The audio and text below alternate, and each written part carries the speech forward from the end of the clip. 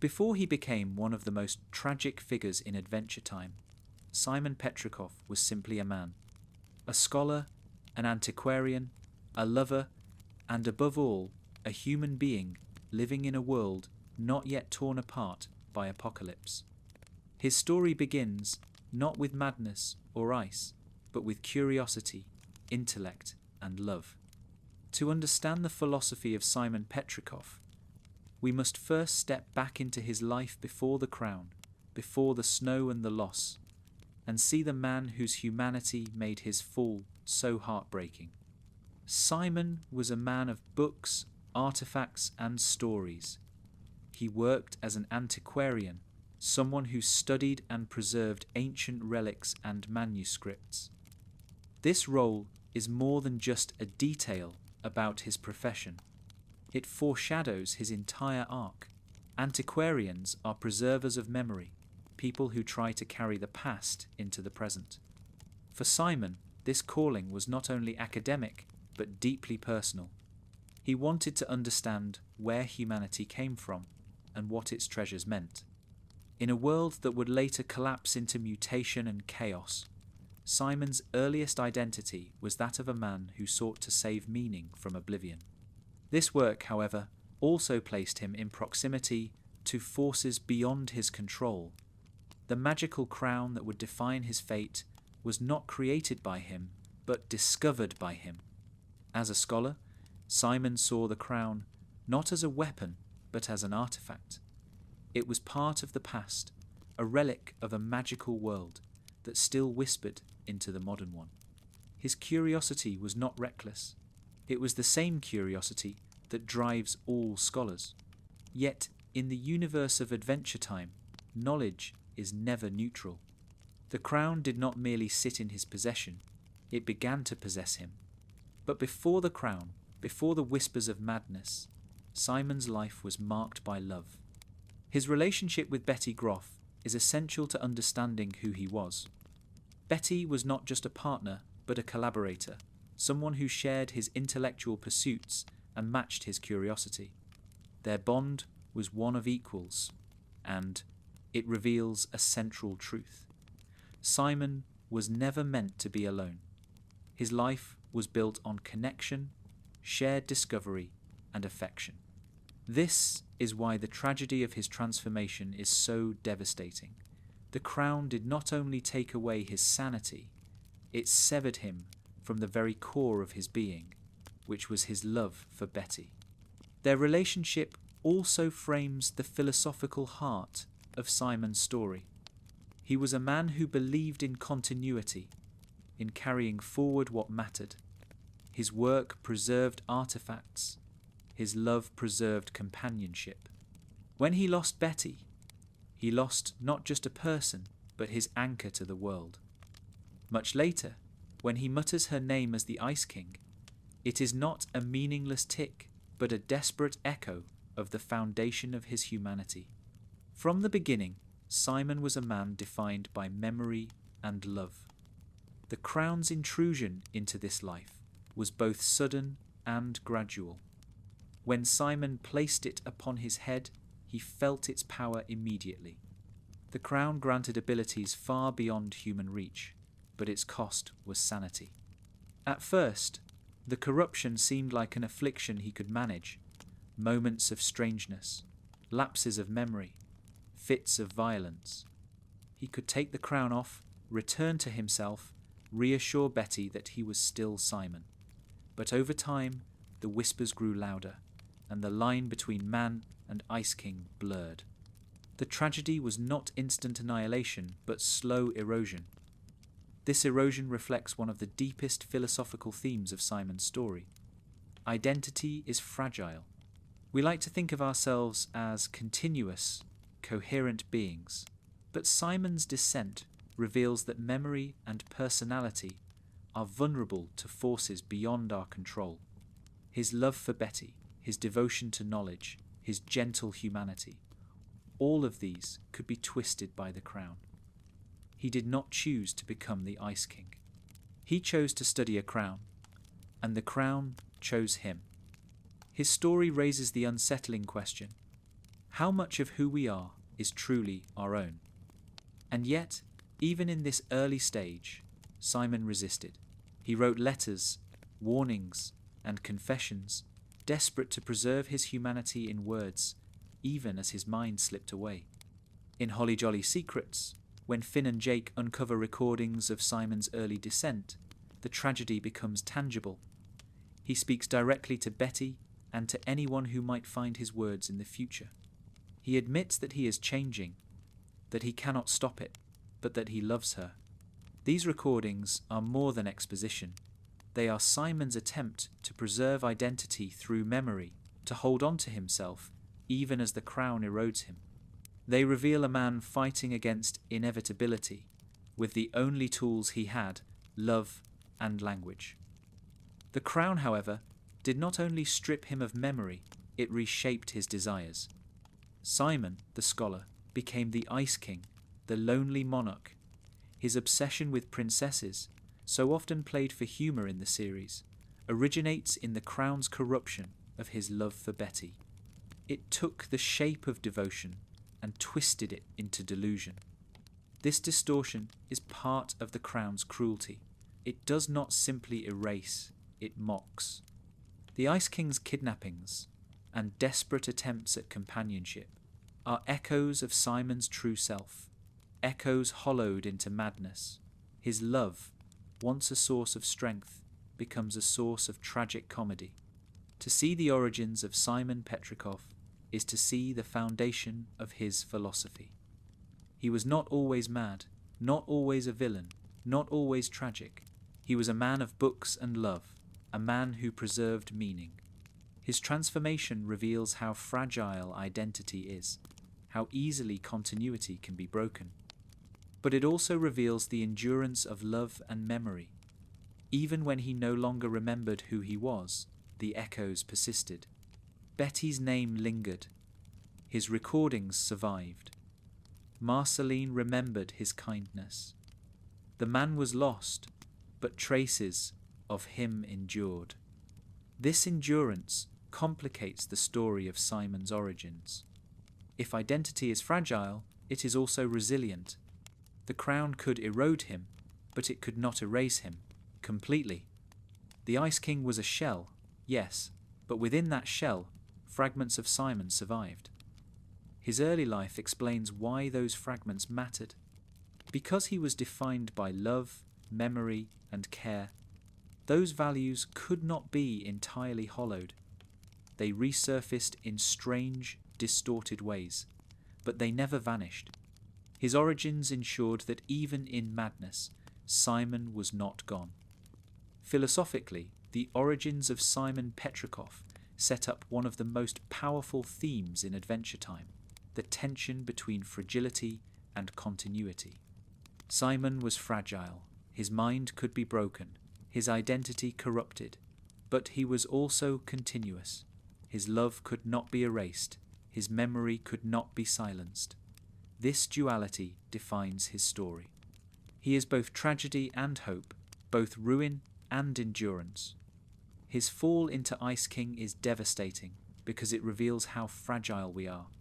His survival within Ice King is inspiring because it reveals how enduring love can be. In the end, Simon's origins remind us that villains are not born but made, and that even in madness, humanity can persist. Before the crown, Simon Petrikov was not inevitable tragedy. He was a man of curiosity and love. His fall does not erase that, it makes it matter more. To understand Simon is to see that every fragment of memory, every whisper of love, every recorded word matters. They are the threads of continuity that resist even the loudest voices of despair. The turning point in Simon Petrikov's life, and in the history of U itself, is the discovery of the magical crown. Without the crown, there would be no Ice King, no tragic descent, no centuries of madness. The crown is not simply an artifact of power, it is an object that redefines identity. For Simon, who once lived as a scholar, The crown represents both the culmination of his curiosity and the collapse of his humanity. To understand Simon's philosophy, we must look closely at this moment of discovery, not as a single event, but as the beginning of a slow undoing. The crown predates Simon by centuries, perhaps millennia.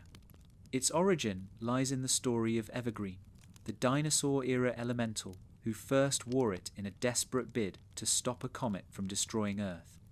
Evergreen's creation of the crown was an act of hubris, an attempt to impose his will on the universe. Though it succeeded in holding power, the crown also carried with it his desires, fears, and arrogance. That legacy would pass on to every wearer after him. The crown was not neutral. It was an artifact imprinted with the obsessions of its creator, a memory machine that carried forward despair as much as magic. Simon, of course, did not know this when he acquired it.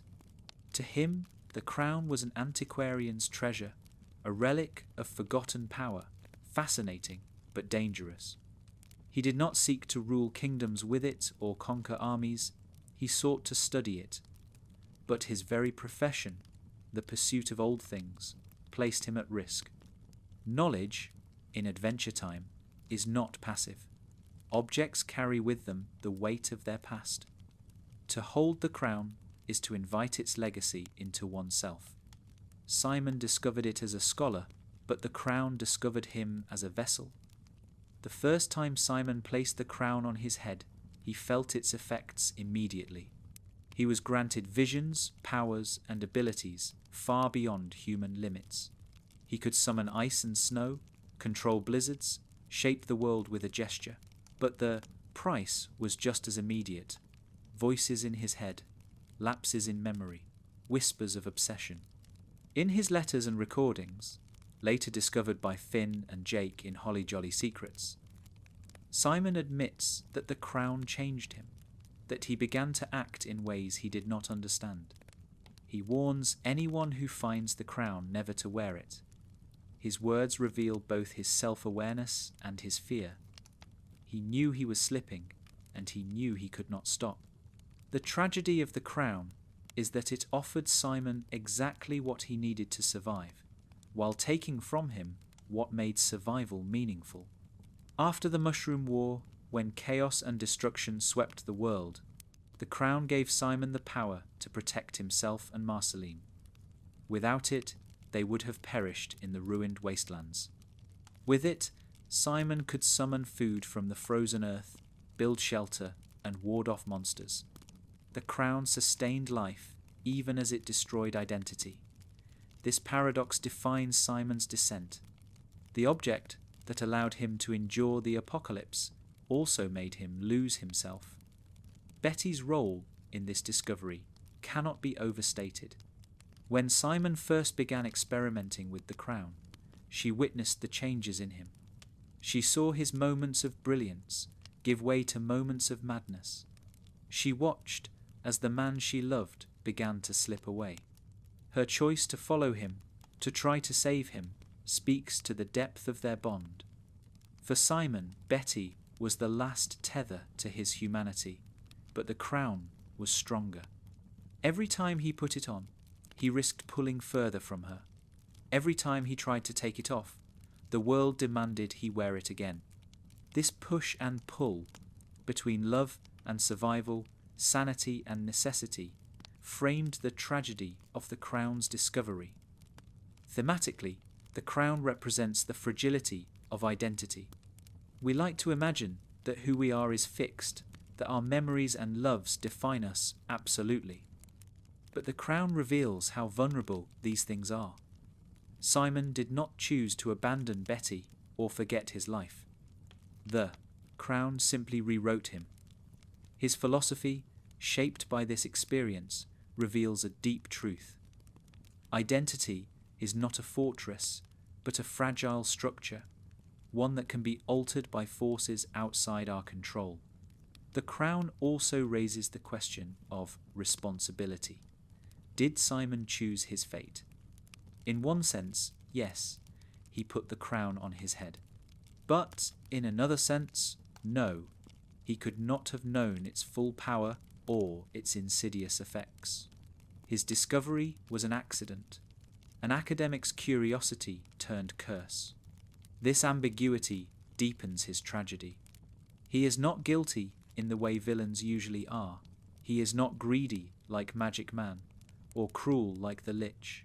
He is simply unlucky. The crown chose him, and he bore its weight.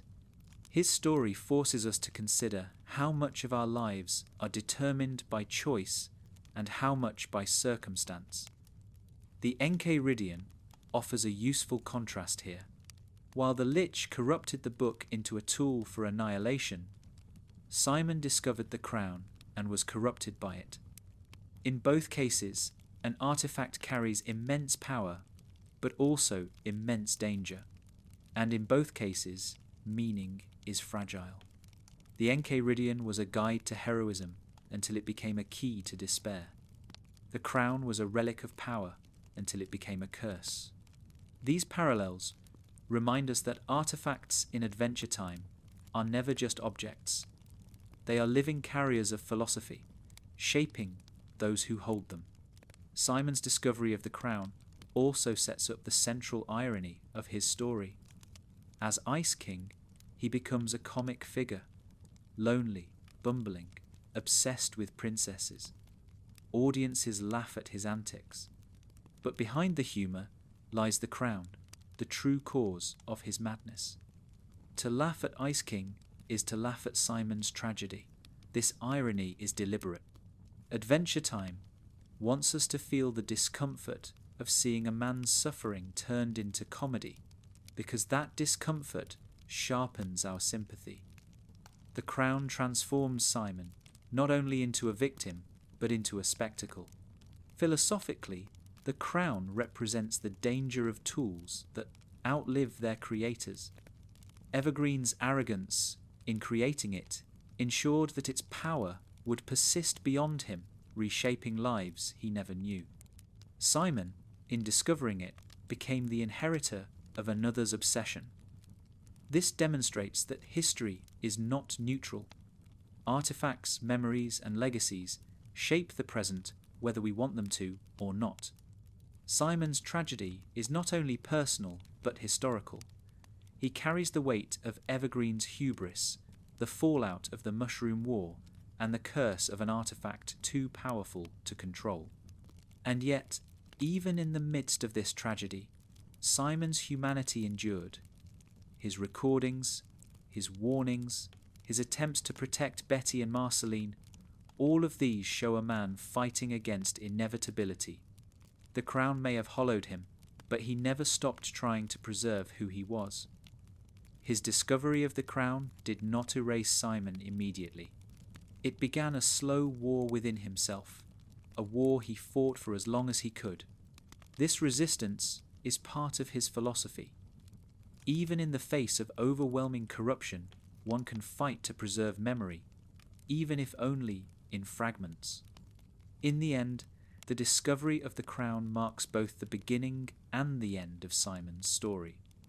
It is the moment when curiosity meets inevitability, when love collides with survival, when identity proves fragile. Simon did not know what he was unleashing, and yet he bore its cost. His tragedy lies not in a single decision, but in the inevitability that followed. The crown chose him, and his life became its story. If Simon Petrikov's discovery of the crown was the turning point of his personal tragedy, the Mushroom War was the turning point of the world itself. This apocalyptic conflict shattered the earth, gave rise to the strange land of Oo, and ensured that survival would require desperate measures. For Simon, the Mushroom War was not just a backdrop, it was the crucible that forced him to wear the crown more and more, pulling him further from himself and deeper into the role of Ice King. To understand his philosophy, we must see how survival after catastrophe shaped his identity, his relationships, and his descent. The Mushroom War was, in essence, the end of the old world. Once, Earth was familiar: cities, cars, people, technology. But nuclear weapons, mutated forces, and the release of magic from strange dimensions tore all of that apart. In this chaos, Simon became a survivor. His profession as an antiquarian mattered less in this world than his possession of the crown. What had once been an artifact to study became the difference between life and death. The Mushroom War stripped away society and revealed how fragile humanity was. In this fragility, Simon clung to what little he had: his intellect, his love, and the crown. Simon's recordings, discovered later by Finn and Jake in Holly Jolly Secrets, reveal his awareness of this collapse. He speaks of the crown's effects, of losing control, but also of the ruined world around him. His words are haunted by apocalypse. The recordings are not only warnings about the crown, but documents of survival. They show a man trying to preserve memory in a world where memory itself was burning. For Simon, survival was not only physical, but historical. He was trying to carry the past forward into a world that seemed determined to erase it. His bond with Marceline is the clearest expression of survival during this era. As revealed in Simon and Marcy, Simon found her as a child, wandering the ruins in need of care. He became her protector, not only keeping her alive, but giving her a sense of safety and family in a world that had lost both. Their relationship is tender and heartbreaking. Simon sings to her, scavenges food for her, and uses the crown to fight off monsters. He sacrifices pieces of himself so that she might endure. In this dynamic, survival is not just about enduring destruction, but about preserving love. Simon becomes more than a survivor. He becomes a guardian. And yet, every act of survival came with a cost. Each time Simon put on the crown to protect Marceline or himself, he lost a little more of his identity. The voices grew stronger, his memories slipped further, and the Ice King persona took shape. The tragedy is clear. The very thing that kept them alive was the thing that ensured Simon's eventual loss. Survival required sacrifice, and in this case, the sacrifice was Simon's mind. His philosophy, shaped by this experience, reflects the tension between endurance and erosion. To live was to lose. This paradox is central to Simon's story. The Mushroom War forced him to accept that survival is never clean. It is not simply about making it to the next day. It is about what one loses in the process. For Simon, the choice was unbearable. Let the crown consume him, or let Marceline die. He chose her every time, proving that his humanity endured even as his identity fractured. His willingness to sacrifice himself for another is what makes his story so tragic and so noble. Even in madness, Simon's actions were defined by love. Thematically, the Mushroom War represents the collapse of continuity. Humanity's history ended in fire, and what rose from the ashes was a land of mutants, magic, and strangeness. For Simon, this collapse was both external and internal. Just as the world lost its continuity, Simon lost his. The war and the crown together created a mirror, the external apocalypse of Earth and the internal apocalypse of Simon's mind. Both demonstrate fragility on a massive scale, but both also reveal resilience. The world continued in new, strange forms, and Simon, though broken, continued as well. The Enchiridion offers a symbolic parallel here. For Finn, the book was a guide to survival and heroism in For Simon, the crown was the same, an artifact that carried meaning and ensured survival. But where the Enchiridion was corrupted by the Lich, the crown corrupted Simon himself. Both artifacts reveal the same truth. Survival tools are never neutral. They shape those who wield them. For Finn, the book reinforced his heroism. For Simon, the crown hollowed him. The Mushroom War forced him to use the crown, just as Finn was forced to use the book. Both reveal that survival always has a price. Simon's bond with Marceline demonstrates that survival is not only about the present, but also about the future. By protecting her, he ensured that she would carry forward the memory of his humanity, even after he was gone. In I Remember You, Marceline's song and their shared memories reveal that Simon's love endured in her, even when he no longer remembered himself. This is the deepest irony of his survival. Though he lost his mind, his care for Marceline preserved his legacy. He became continuity, even in collapse. Philosophically, the Mushroom War arc of Simon's life demonstrates the fragility of identity and the persistence of love. The war destroyed the world, the crown destroyed Simon's mind, and yet love endured. His survival was not about victory, but about sacrifice. He could not save himself, but he saved Marceline. This redefines the idea of survival itself. It is not simply about who lives, but about what values live on. For Simon, the value was love, and that love defined his legacy even as his identity unraveled. The war also reframes Simon's tragedy in a larger context. He was not the only one broken by apocalypse. The entire world of Oo was shaped by loss, mutation, and transformation. Simon's descent into Ice King was not an isolated tragedy, but part of the broader story of how the old world became the new. His story embodies the transition from human history to Oo's surreal future. In that sense, Simon is not just a character, but a symbol of survival itself, scarred, broken, but enduring. In the end, the Mushroom War forced Simon to wear the crown again and again. Each time, he lost more of himself, but each time, he preserved Marceline and carried humanity forward another day. His philosophy, born in this crucible, is one of sacrifice. To love is to endure loss. To survive is to surrender parts of oneself. And yet, even in this surrender, something meaningful remains. Marceline's memory of Simon proves that survival is not only about bodies, but about bonds. The war destroyed the world, but love endured. Among all the relationships in Adventure Time, few are as poignant as the bond between Simon Petrikov and young Marceline. Their connection, revealed in episodes like I Remember You and Simon and Marcy, stands as one of the emotional cores of the series. Long before Finn and Jake ever entered the story, Simon and Marceline survived the ruined world together.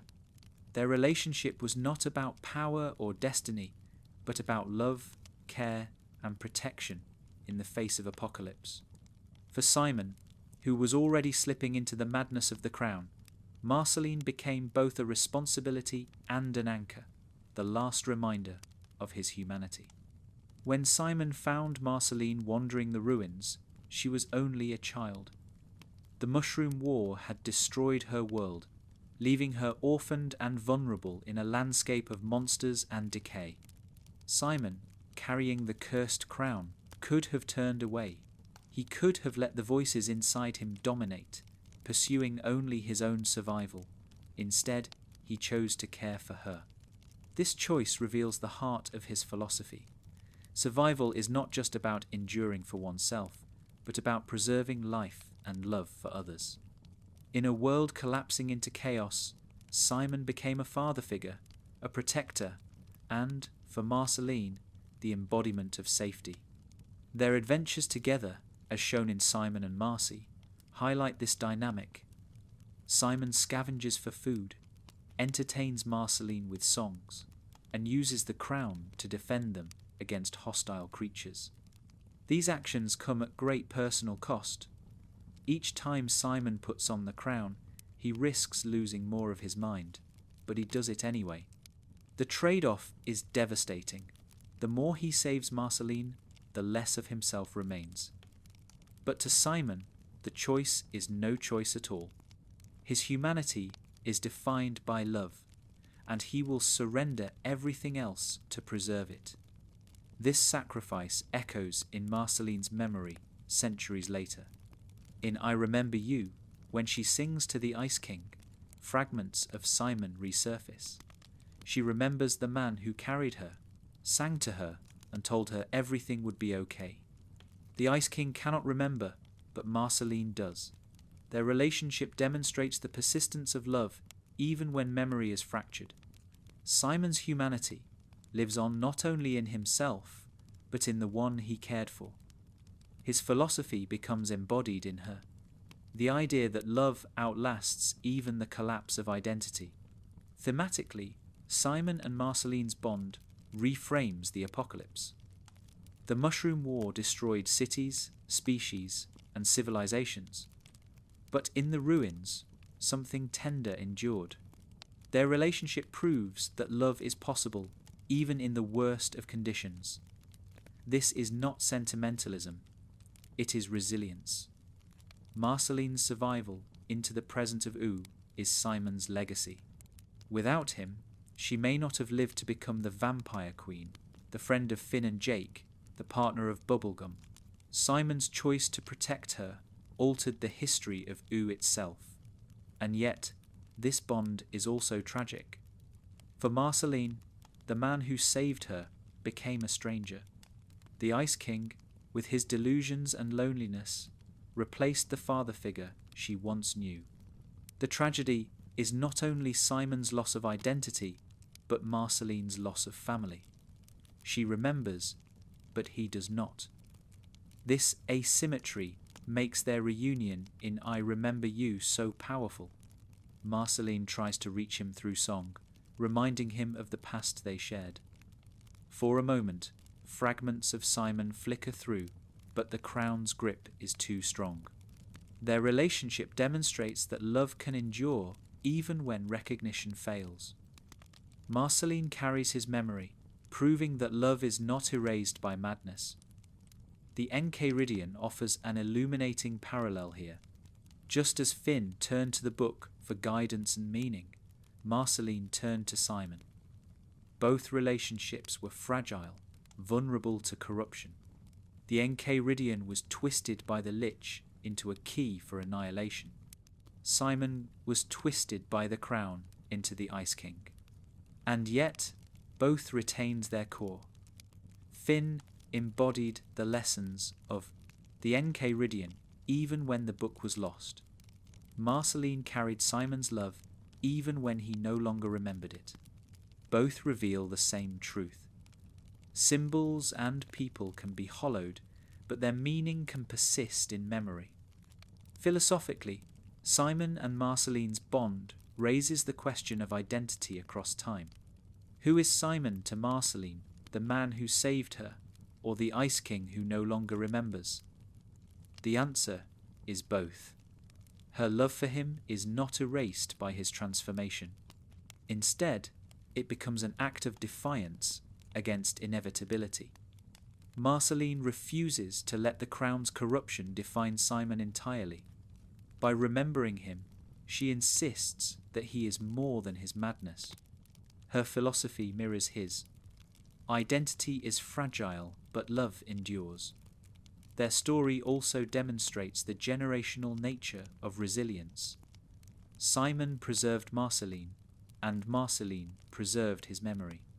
In this exchange, continuity is carried forward despite collapse. The world ended, Simon's mind fractured, but Marceline endured, carrying both her own survival and the memory of her protector. This continuity across generations reveals one of the deepest truths of Adventure Time. Meaning does not need permanence. It only needs transmission. Simon passed on love, and Marceline carried it into the future. The tragedy of their separation is balanced by the tenderness of their bond. Even in the present of Oo, when the Ice King is a figure of comedy and sadness, Marceline cannot entirely hate him. She knows what he once was. Her patience, her occasional moments of care toward him, are rooted in memory. This patience reflects the show's philosophy of compassion, to see beyond madness, beyond corruption, to the fragments of humanity that remain. Marceline embodies this compassion because she saw Simon at his most human. She knows the truth that others cannot. In the end, Simon and young Marceline's bond defines the heart of his philosophy. He was a man who chose to love in the midst of apocalypse, who sacrificed his mind for a child not his own, who preserved continuity in a world of collapse.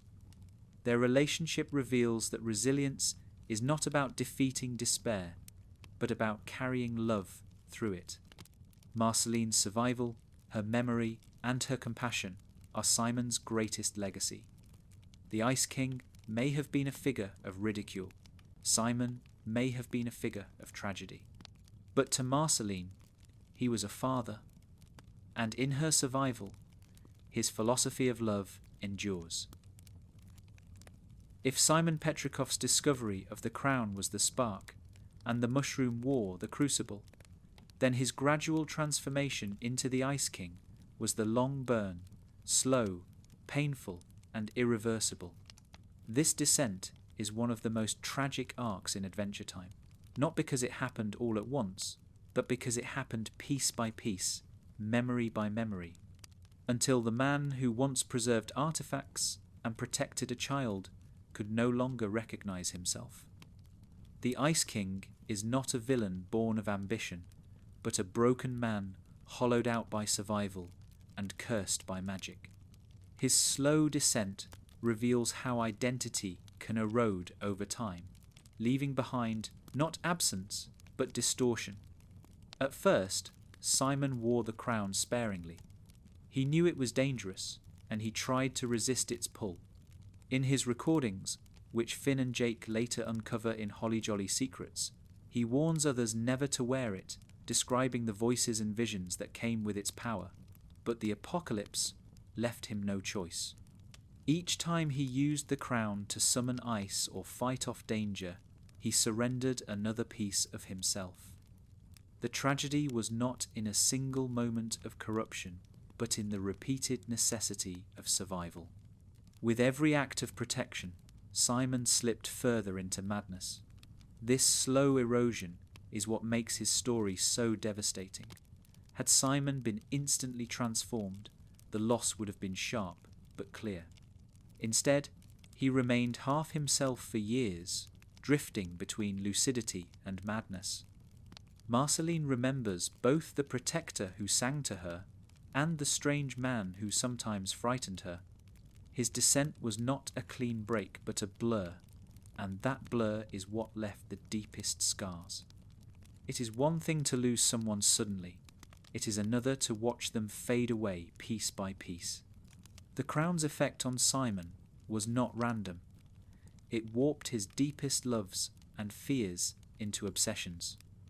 His devotion to Betty became twisted into a fixation on princesses. His loneliness, once soothed by Marceline's presence, became an endless craving for companionship.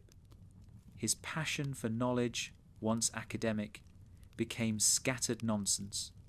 None of these traits were foreign to Simon. They were fragments of his true self, distorted and exaggerated, until they became parodies. The Ice King is not someone else entirely. He is Simon's broken reflection. This is why Marceline still sees traces of him, and why the audience cannot fully separate the two. Episodes like I Remember You and Simon and Marcy dramatize this slow descent. In the past, we see Simon comforting Marceline with songs, telling her everything will be okay. In the present, we see the Ice King bumbling into her life, unable to remember those moments. The juxtaposition is painful. The same man exists in both timelines, but one has been hollowed by the crown. Marceline's heartbreak in these episodes shows the cost of watching someone fade, loving someone who is still physically there but mentally gone. Thematically, Simon's descent illustrates the fragility of memory. Identity is not simply who we are in the present, but the continuity of our past carried forward. When memory slips, continuity frays. For Simon, the crown did not erase him outright, it disrupted his continuity. He remembered fragments out of order, clung to Betty's name without context, and mistook obsession for love. The Ice King is not a man with no memory, but a man with broken memory.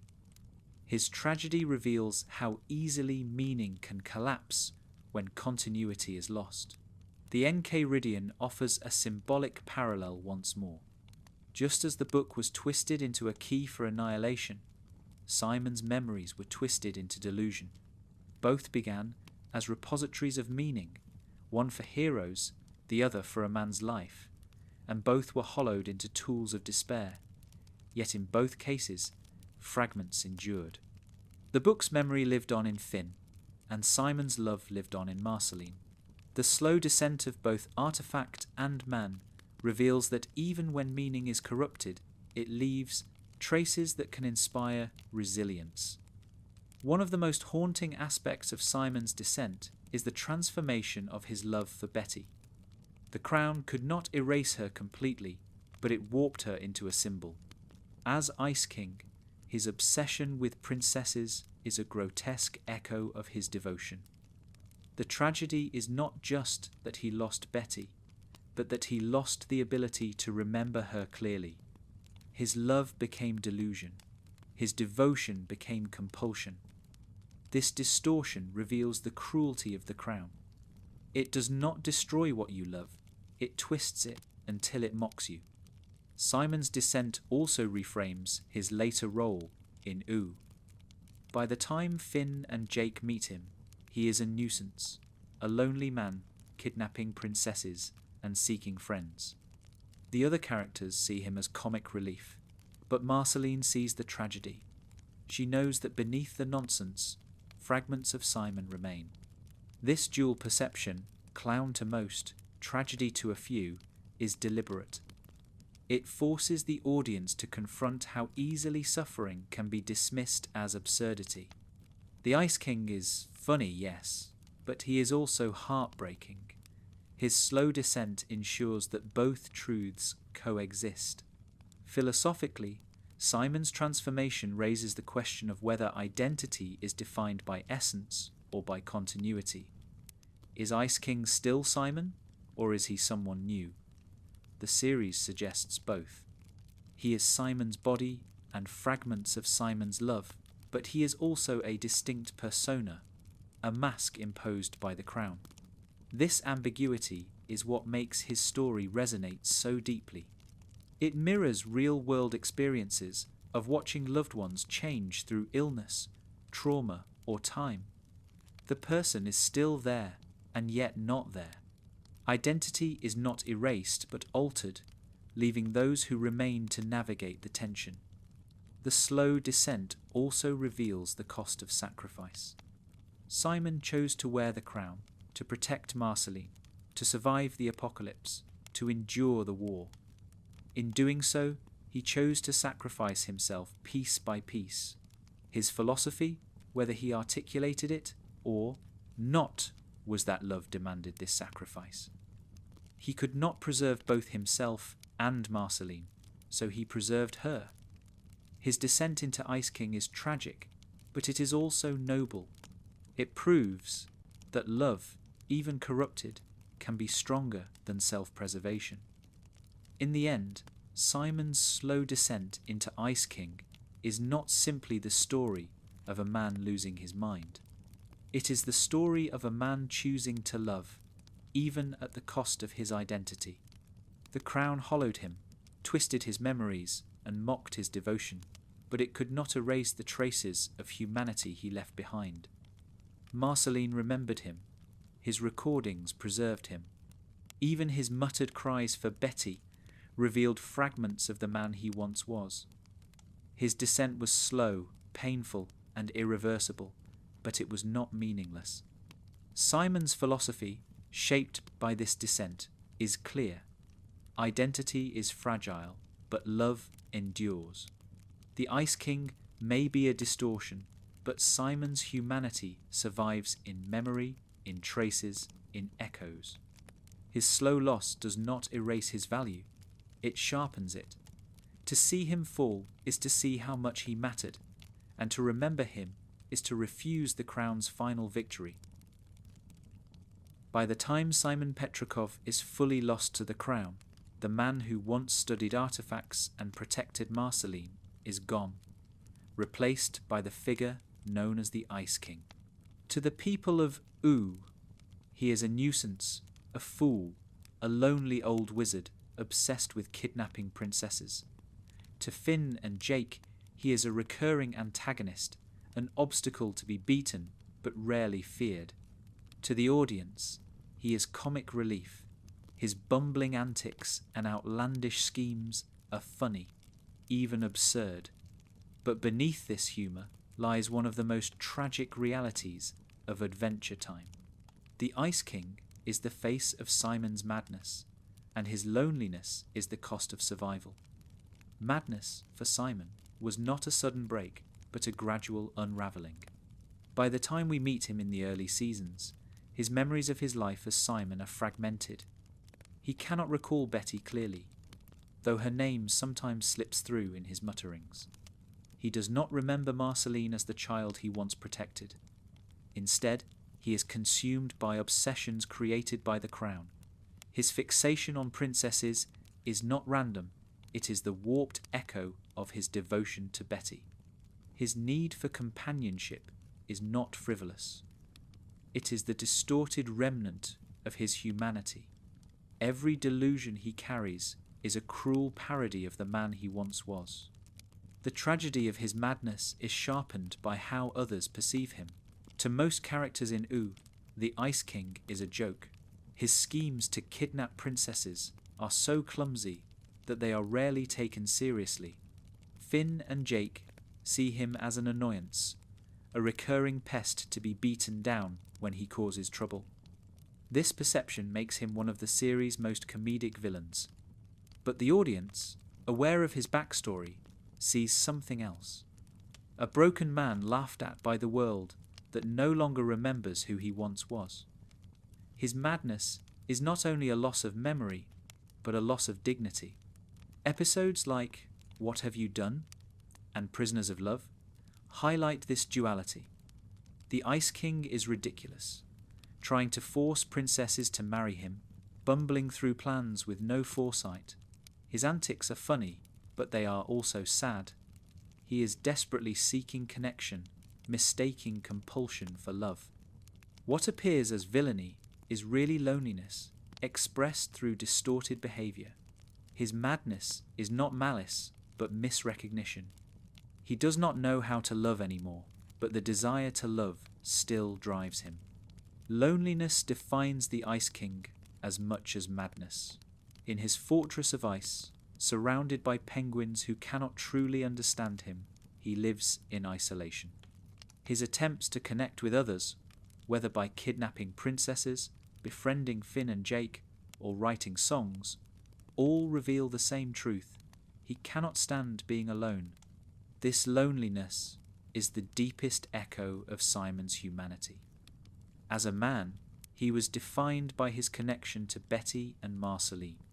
As Ice King, stripped of those bonds, he is left with the hunger for companionship, but without the clarity to achieve it. His loneliness is not incidental. It is the crown's cruelest gift.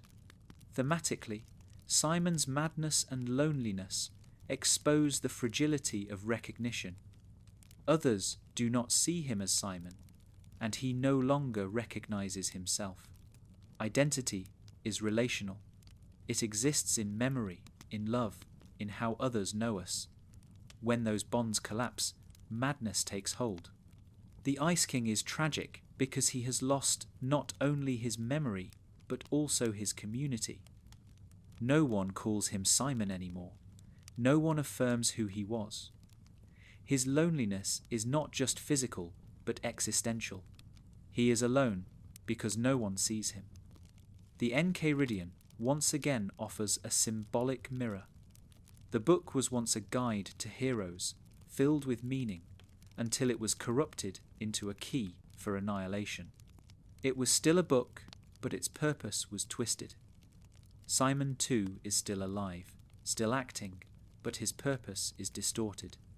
Just as Finn continued to embody the book's lessons even after it was lost, Marceline continued to carry Simon's memory even when he was gone. Both remind us that meaning can survive distortion, but only through those who remember. Madness hollows, but memory preserves. Episodes like I Remember You dramatize the tension between madness and memory. When Marceline sings with the Ice King, fragments of Simon's surface, he does not fully recognize her, but her presence stirs echoes he cannot articulate. The song becomes a bridge between madness and memory, loneliness and love. It reveals that even in his brokenness, Simon is not entirely gone. His madness is not absolute erasure, but fractured continuity. Loneliness cannot erase the fact that once he was loved. Philosophically, Simon's madness raises the question of what it means to be human when memory collapses. Is the Ice King still Simon, or is he someone else? The show refuses to give a simple answer. He is both. Simon broken, Simon distorted, Simon remembered only in fragments. His humanity persists in echoes, in obsessions, in songs, but it is no longer whole. This ambiguity is what makes him tragic. He is not lost enough to be forgotten, but not whole enough to be restored. He exists in the liminal space between man and mask. Loneliness deepens this tragedy. Simon's madness might have been bearable if he had companionship that recognized him. But because the world sees only the Ice King, he becomes isolated. His attempts at friendship with Finn and Jake reveal both his yearning and his failure. They pity him at times, but they do not see him as Simon. Only Marceline does, and even then, the recognition is one-sided. This isolation mirrors real experiences of those suffering from memory loss or illness, present but unrecognized, loved but unreachable. Yet even in madness, Simon's humanity flickers through. His songs, his mutterings of Betty's name, his awkward attempts at friendship, all of these reveal that beneath the Ice King persona, Simon's desires endure. He still longs for love, for connection, for meaning. His madness does not erase his humanity. It distorts it. The Ice King is tragic precisely because he reveals how much of Simon survived, twisted, but not destroyed. In the end, Simon's madness and loneliness define the Ice King not as a villain, but as a tragic figure. His antics may be funny, but they are also cries for help. His obsessions may be absurd, but they are rooted in love. His isolation may be self-inflicted, but it is also the result of a world that no longer remembers him. The Ice King is not the end of Simon Petrikov, but his shadow, a distorted reflection that carries both his madness and his humanity.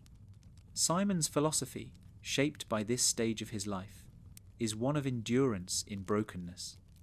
Identity may fracture, memory may fade, recognition may collapse, but fragments of love endure.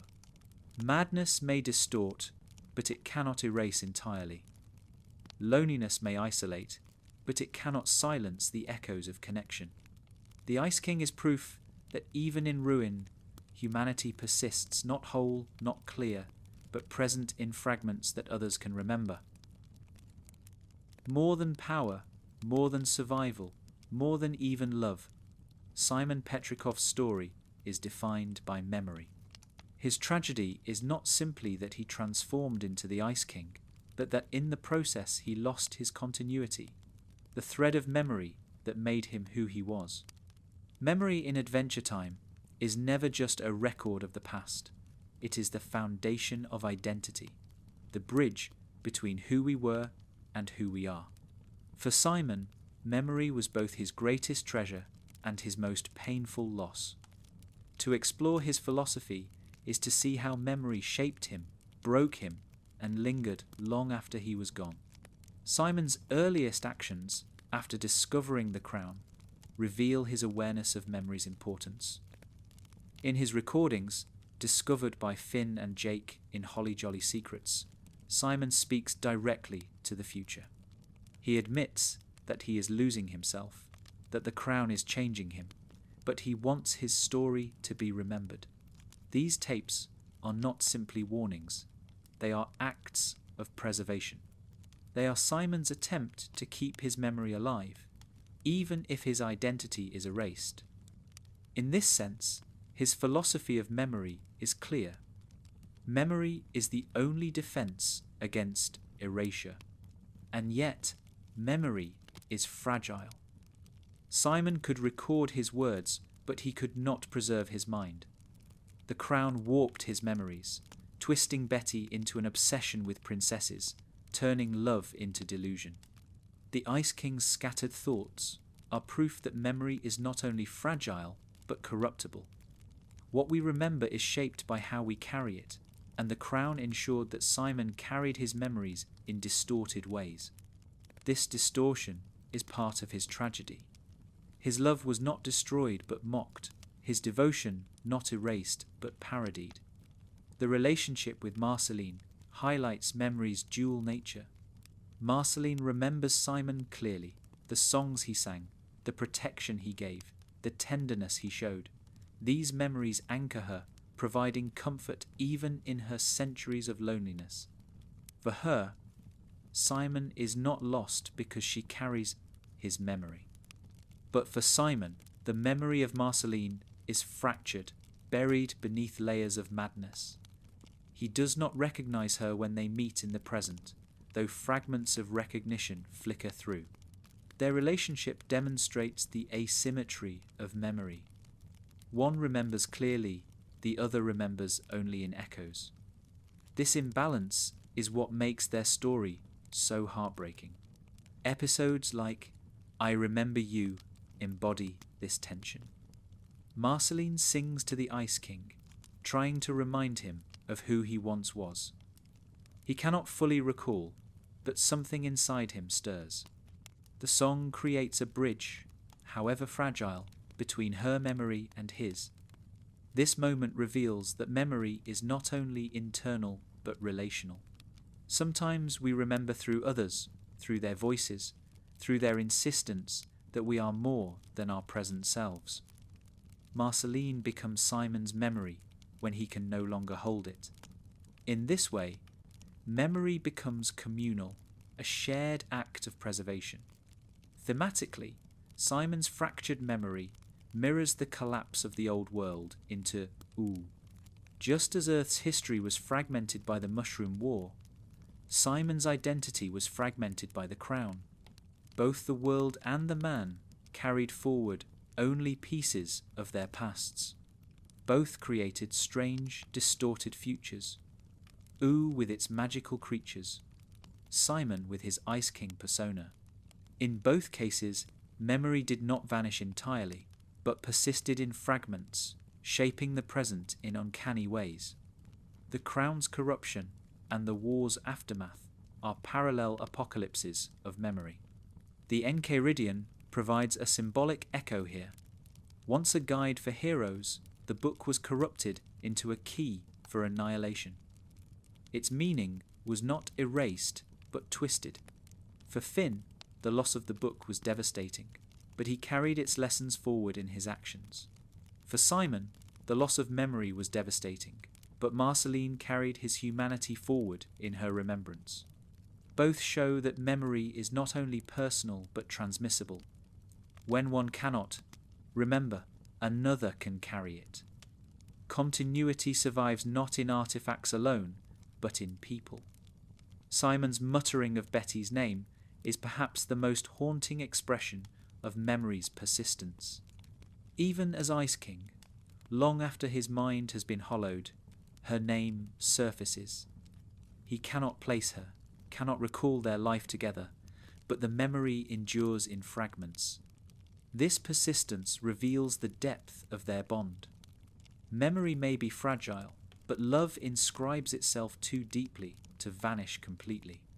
His devotion to Betty proves that some memories are not erased, but carved into the soul, surviving even madness. Philosophically, Simon's story raises profound questions about the relationship between memory and identity. Are we still ourselves if we cannot remember who we are? The Ice King is, in many ways, a different person. He does not remember Betty or Marceline. He acts on compulsions Simon would never have chosen, and yet fragments of Simon survive within him. His identity is not erased, but fractured, spread across madness and memory. The show suggests that identity is not absolute, but cumulative. We are not only who we remember, but also who others remember us to be. Simon survives because Marceline remembers him, because his recordings preserve him, because his love echoes through delusion. This philosophy resonates deeply in the world of OO, where memory and history are often unreliable. Characters forget, artifacts are corrupted, stories are retold in fragments, and yet meaning persists. The philosophy of memory in Adventure Time is not about perfect recall, but about resilience. Memory is fragile, but it is enough. Simon's life proves this. Even though he forgot himself, others did not forget him. Even though the crown mocked his love, Betty's name endured. Even though the Ice King was absurd, Marceline remembered the man beneath. Simon's recordings also highlight the act of remembering as resistance. By speaking into the void, by leaving traces of himself for the future, Simon resisted the crown's erasure. He knew he could not stop his descent, but he could ensure that someone, someday, would know his story. This act transforms memory into defiance. Forgetting is inevitability. Remembering is rebellion. His tapes are not only tragic, but heroic. They prove that even as he slipped, he fought to preserve continuity. The slow collapse of Simon's memory also raises the question of forgiveness. Marceline forgives the Ice King because she remembers Simon. She sees past the madness because she knows who he was. This forgiveness reveals memory's moral dimension. To remember is not only to preserve, but also to offer grace. Memory allows us to see others as more than their present failures, to recognize their past selves, even when they cannot. Marceline's compassion for Simon is rooted in memory, proving that love is not only about the present, but about what we carry from the past. In the end, Simon's philosophy of memory is one of fragility and endurance. Memory can collapse, distort, and fade, but it can also persist, transmit, and resist. Simon lost himself, but fragments of him endured in tapes, in names, in songs, in Marceline's heart. His tragedy reveals that memory is not guaranteed, but his legacy proves that it is enough. Identity is not erased by forgetting, so long as someone remembers. Simon Petrikov is proof that memory defines humanity. Without it, we fracture. With it, even in fragments, we endure.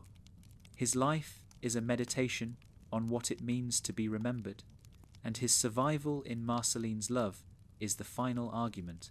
To be remembered is to live. If memory is the thread that weaves Simon Petrikov's story, then love is the fabric itself. His entire life, from his days as a scholar to his centuries of madness as the Ice King, is shaped by one central force: his love for Betty Groff. This love endures apocalypse, madness, and time itself. It survives distortion, corruption, and even erasure. While the crown warps his mind and fractures his memories, it cannot extinguish his devotion. Simon's philosophy of love is tragic yet profound, for it reveals that love is stronger than identity, stronger than survival, and perhaps stronger than despair itself. Long before The Crown, Simon and Betty's relationship defined him. They were intellectual partners, colleagues who shared curiosity about the world. Betty was not simply someone Simon adored, she was his equal, his collaborator. Their bond was rooted in respect as much as affection. For Simon, who lived among relics of the past, Betty was his present and his future. This balance is essential. His love was not an escape from his scholarly life, but part of it. Together, they represented continuity, of knowledge, of affection, of shared purpose. The tragedy began when Simon discovered The Crown. His first transformations horrified Betty, who watched the man she loved slip into something she did not recognize. In Betty, when the audience finally sees their relationship in flashback, the pain of this transition is clear. Simon did not choose to abandon her. He begged her to understand, to help him resist. But The Crown was relentless, and his descent was inevitable.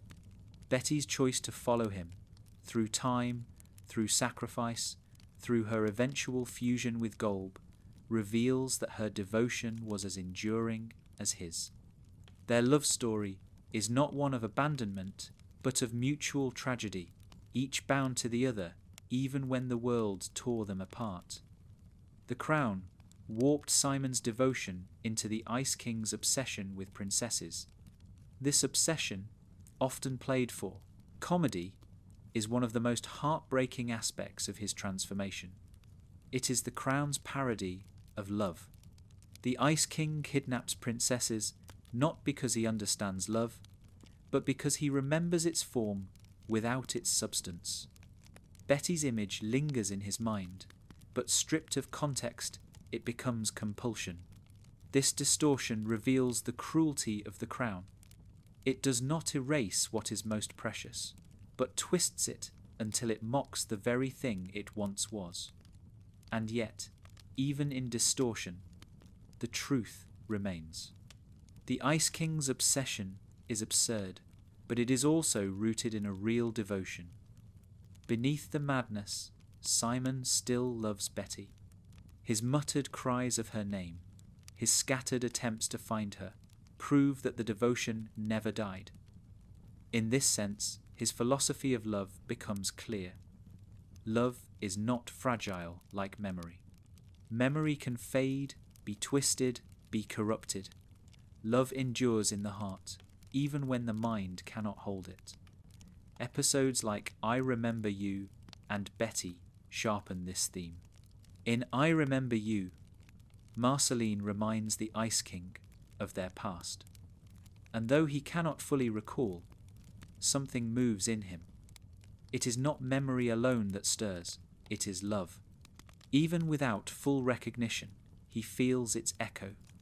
In Betty, when Betty is transported to the future and reunites with Simon, their devotion overwhelms the madness for a moment. He sees her, truly, and the tragedy of their separation becomes undeniable. Love cuts through distortion, if only briefly. It proves that identity may fracture, but love endures. Thematically, Simon's love story reframes the apocalypse. The Mushroom War ended civilizations, but it could not end devotion. The Crown ended Simon's sanity, but it could not end his love. Love becomes the most resilient force in Adventure Time, more powerful than war, magic, or madness. Simon embodies this truth. Even when he became the Ice King, a figure of ridicule and tragedy, his devotion to Betty remained the ember at his core. That ember glowed faintly, distorted but unextinguished. The Enchiridion offers another parallel. For Finn, the book was a guide to heroism. When it was corrupted by the Lich, its lessons could still be embodied in action. For Simon, Betty was his guide to love. When his mind was corrupted, his devotion remained in echoes. Both reveal that meaning does not vanish in distortion. It persists in practice, in fragments, in echoes. Love, like heroism, is not fragile text, but enduring truth. Betty's side of the story also deepens the philosophy of love. Her choices, from following Simon to dedicating her life to saving him, reveal devotion that matches his. In the finale, when she sacrifices herself by merging with Golb to protect Simon, her love becomes ultimate. Not just a bond between two people, but a force that reshapes the cosmos. This act reframes Simon's philosophy. Love is not only enduring, it is transformative. It can outlast memory, outlive survival, and even reshape gods. Philosophically, Simon's love reveals that devotion is not dependent on clarity. He did not need to remember Betty perfectly to love her. Even in madness, her name slipped through. Love is not erased by forgetting, it is carried in the soul. This challenges the assumption that identity is required for devotion. Simon proves that love endures even when identity collapses. It is not rooted in cognition, but in being. He loved Betty, not because he remembered her clearly, but because his entire self was bound to her. This philosophy resonates with Marceline's perspective as well. She forgives the Ice King, not because he deserves it in the present, but because she remembers Simon's love. Memory and love intertwine here. Marceline remembers, Simon forgets, but the love between them persists. Love, unlike memory, does not require both sides to recall. It requires only one side to carry it forward. In this sense, Simon's philosophy of love expands into a communal truth. Love is not symmetrical. It survives even when one cannot return it. The crown's distortion of Simon's devotion also reveals love's vulnerability. Love can be twisted into obsession, compulsion, even harm. The Ice King's kidnappings are not expressions of love, but its parody. This raises a philosophical warning. Love must be grounded in recognition, or it risks becoming delusion.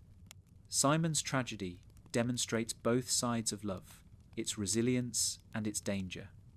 It endures, but without clarity, it can hurt. And yet, the show insists on love's power. Betty's sacrifice, Marceline's forgiveness, Simon's mutterings, all of these prove that love, even distorted, carries meaning. It is the thread that binds his life, from antiquarian to survivor to Ice King. Love is the foundation of his humanity, the force that resists despair, the truth that endures apocalypse. His philosophy is not that love is easy or unbroken, but that love persists through ruin. In the end, Simon Petrikov's philosophy of love is tragic but profound. He loved Betty through sanity and madness, through memory and forgetting, through life and apocalypse. The crown could twist his devotion, but it could not erase it. Betty's name lingered. Her image haunted him. Her presence, when it returned, could cut through centuries of distortion. Love was not erased by the crown. It was mocked, parodied, and yet preserved. Simon's story proves that love is not fragile like memory or identity. It endures even when the mind fails, even when the world ends. His philosophy is simple but powerful. Love is stronger than despair, stronger than madness, and stronger than silence. And though his story is tragic, his devotion ensures that he is never entirely lost. He is remembered, forgiven, and loved in return. Few relationships in Adventure Time span as much distance, literal and metaphorical, as that of Simon Petrikov and Betty Groff. Their love story is not confined to a single lifetime, nor even to the ordinary rules of time. It stretches across eras, collapses into distortions, and ultimately fuses with the cosmic. To trace Simon's philosophy is to follow the arc of this devotion, not as a straight line, but as a fractured journey through memory, madness, and sacrifice. Simon and Betty's love is not simply a story of two people. It is the thread that binds Simon to himself across time. Their story begins in the ordinary. Simon and Betty were not royalty, warriors, or cosmic beings. They were scholars, united by curiosity and respect. Their partnership before the crown was built on intellectual collaboration as much as affection. Simon valued her insights, her independence, her brilliance. For him, Betty was not just someone to love, but someone to learn with. This foundation matters. It means that their devotion was not shallow, but deep, rooted in shared purpose. When the crown began to corrupt Simon, Betty's loss was not only romantic, but existential. He lost his partner in discovery, the other half of his intellectual life. When Simon's descent began, Betty faced an impossible choice. In Betty, we see the moment when she is pulled forward in time, transported into the post-apocalyptic ooh. For her, this leap is shocking. One instant she is with Simon in the past, the next she is in a future where he has become the Ice King. This time displacement reveals the cruelty of the crown and the war. Betty does not watch Simon fade slowly, as Marceline did. Instead, she confronts the loss all at once. The man she loved is gone, replaced by a stranger who does not know her. Her devotion, however, does not falter. Instead of abandoning him, she dedicates herself to saving him. Betty's quest to restore Simon reframes their relationship while he mutters her name. Without context, she actively pursues a way to bring him back. She studies magic, allies with dangerous forces, and even confronts cosmic beings. Her devotion is relentless. If Simon's philosophy of love is about endurance in the face of forgetting, Betty's philosophy of love is about action in the face of despair. Together, their devotion spans not only time but roles. He remembers in fragments, she fights with clarity. Episodes like You Forgot Your Floaties highlight Betty's willingness to risk everything. She works with Magic Man, one of the most unstable and cruel figures in OO, in hopes of finding a cure for Simon's madness. This desperation reveals both the strength and the danger of love. Betty is willing to risk corruption herself if it means saving Simon. Her devotion is noble, but it also places her at the edge of ruin. This mirrors Simon's own choices with the crown. Just as he sacrificed his mind to protect Marceline, Betty sacrifices her safety to restore Simon. Their love is defined by sacrifice on both sides, even when those sacrifices lead to tragedy.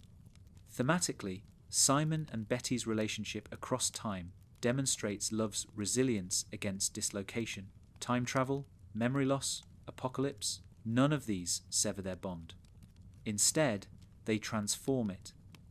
Their story is not linear but cyclical, filled with reunions and partings. Each encounter is shaped by loss, but also by devotion. Love, in their story, is not about stability, but about persistence through instability. The Enchiridion provides another symbolic echo here. The book, once a stable guide to heroism, was corrupted into instability, its meaning twisted by the lick. Yet its lessons endured in Finn's actions, transmitted across time and distortion. Similarly, Simon and Betty's love was fractured by time, warped by madness, but preserved in devotion. Just as the Enchiridian's meaning survived corruption, their relationship survived dislocation. Both reveal that continuity is not about unbrokenness, but about persistence through breaks. Their final chapter in Come Along With Me redefines their love at the cosmic level. When Golb descends on U, Betty seizes the chance to save Simon once and for all. In a moment of ultimate sacrifice, she fuses with Golb, transforming herself into part of the incomprehensible chaos. This act is not only about saving Simon, but about proving that love can transcend even gods. Betty's sacrifice is both tragic and transcendent. She loses herself, but in doing so, she preserves Simon. For him, the weight of this act is unbearable. He survives, but at the cost of the woman he devoted his life to. Philosophically, Betty's sacrifice complicates Simon's story. For decades, his tragedy was that he lost Betty to the crown. In the finale, his tragedy is that Betty lost herself to save him. Their devotion is equal, but their losses are not symmetrical. Simon becomes free of the crown, but at the cost of her presence. This asymmetry raises profound questions about love. Is it worth surviving if survival means living without the one you love? For Simon, the answer is uncertain. His survival is tinged with grief, his freedom shadowed by loss. Their relationship across time also reframes the concept of inevitability. The Lich declared that all things end in silence. Simon and Betty's story proves otherwise. Their love endures apocalypse, distortion, madness, and even cosmic annihilation. It does not end. It transforms. This transformation is not always happy, but it is persistent. Their devotion is never erased, only reshaped. In this way, their love story becomes the ultimate refutation of despair. In the end, Simon and Betty's relationship is the beating heart of his philosophy. He loved her through memory and forgetting, through madness and clarity, through life and apocalypse. She loved him through time, through sacrifice, through fusion with chaos itself.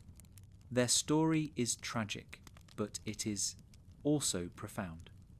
It proves that love is not bound by time, not broken by madness, not silenced by despair. Love persists, even when it transforms, even when it costs everything. Simon's philosophy of love, viewed across time, is one of devotion beyond identity. He is Simon, he is Ice King, he is broken, he is free, but in every state he loves Betty. She, in turn, proves that love is not passive memory, but active sacrifice. Together, they reveal the deepest truth of Adventure Time, that love, however fragile, is the most enduring force in the universe. At the centre of Simon Petrikov's tragedy is the magical crown. More than an artifact, more than a source of ice and snow, the crown is the curse that hollowed him out, twisting his memories, warping his love, and slowly transforming him into the Ice King. To understand Simon's philosophy, we must go beyond his story and examine the crown itself, its origin, its function, and its role in shaping identity. For Simon, the crown was not only a source of power, but also a prison, one that defined the rest of his life. The crown's origin lies far in the past, long before the Mushroom War, long before Simon. In Evergreen, we see the dinosaur-era elemental urgent's Evergreen create it to stop an incoming catalyst comet. Evergreen intended for the crown to channel immense magical power, guided by the wearer's will to protect the world from annihilation. But like many creations born of arrogance, it was flawed. The crown carried not only power, but also Evergreen's essence, his obsessions, his fears, his desire for control. These imprints became the curse that passed to every wearer after him. The crown was not neutral. It was history inscribed in magic, a memory machine that repeated its creator's flaws. When Simon discovered the crown, centuries later, he he could not have known this history. To him, it was an antiquarian's treasure, a relic to be studied. Yet when he first placed it on his head, the imprint took hold. The crown did not simply grant him power, it began to overwrite him with madness. The whispers he heard, the distortions of his love for Betty, the growing compulsions, all of these were echoes of Evergreen's curse. Simon was not just wearing an artifact, he was wearing the burden of a past will, a memory imposed on his mind. The crown's curse reveals one of Adventure Time's deepest themes, the danger of tools that outlive their creators. Evergreen sought to save the world, but his pride ensured that the crown carried his flaws into the future. Simon, an innocent antiquarian, inherited this curse without knowledge or choice. The crown is therefore both a source of survival and a vehicle of despair. It represents the way history can burden the present, how the mistakes of the past echo forward. Simon's tragedy is not only personal but historical. He is the victim of Evergreen's hubris. The curse also reveals itself in how the crown warps identity. Unlike other magical items in Oo, which grant power without altering the self, the crown reshapes the wearer's very being. It does not simply allow Simon to summon snow, it rewrites his desires, twisting devotion into obsession, memory into delusion. This makes it more than a weapon, it is an artifact of transformation. To wear the crown is to risk losing oneself. Simon did not just use the crown, he became it.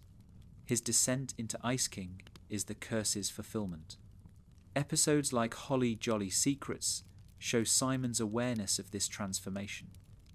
In his recordings, he pleads with anyone who finds the crown not to wear it.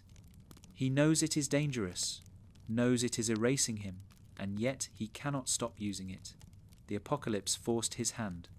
Without the crown, he and Marceline would not have survived the aftermath of the Mushroom War.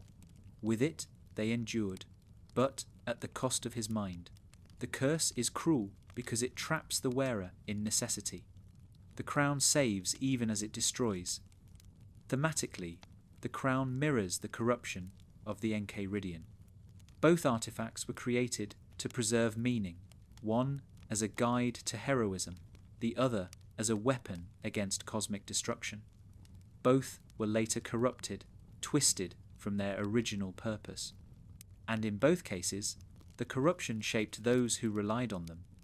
For Finn, the book's loss forced him to carry heroism without guidance.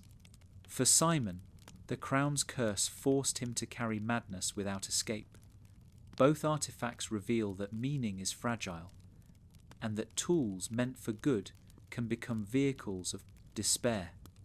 The crown's curse also raises philosophical questions about responsibility. Was Simon responsible for becoming the Ice King? In one sense, yes, he placed the crown on his head. But in another sense, no. He did not know its full history or its curse. He inherited a burden he could not understand. His tragedy demonstrates how individuals can be crushed by legacies they did not create.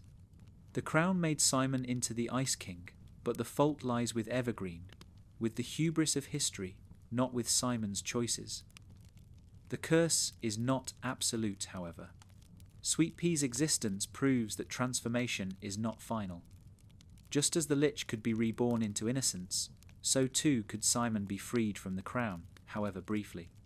In Betty and Come Along With Me, when Simon is restored to his human self, we see that the crown's grip can be broken.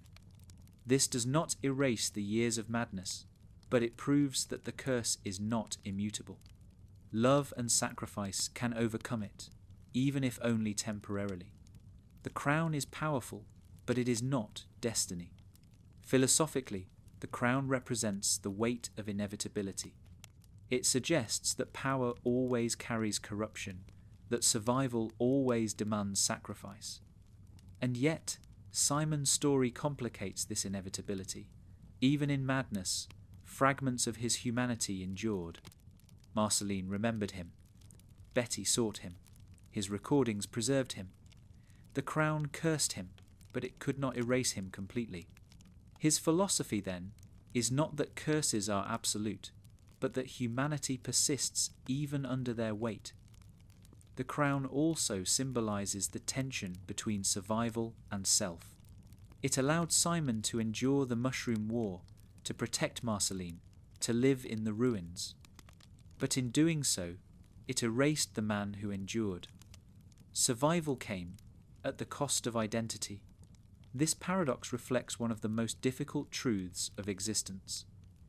Sometimes to live is to lose parts of ourselves. Simon's story embodies this paradox fully. He survived because of the crown, but he survived as someone else. In the end, the crown's curse defines Simon's tragedy, but not his legacy. It hollowed him, twisted him, mocked his love. But it could not erase the fragments of Simon that endured in others' memories. The crown reveals that artifacts carry the flaws of their creators, that power corrupts identity, that survival can cost the self. But Simon reveals that even under such a curse, humanity persists. His recordings, his mutterings, his love for Betty, all of these prove that the crown could not erase him entirely. Simon Petrikov's philosophy, shaped by the crown's curse, is one of endurance through distortion. We may inherit burdens we did not choose, legacies that hollow us. But even in corruption, fragments of love and humanity endure. The crown may curse, but memory resists. And in that resistance, meaning survives.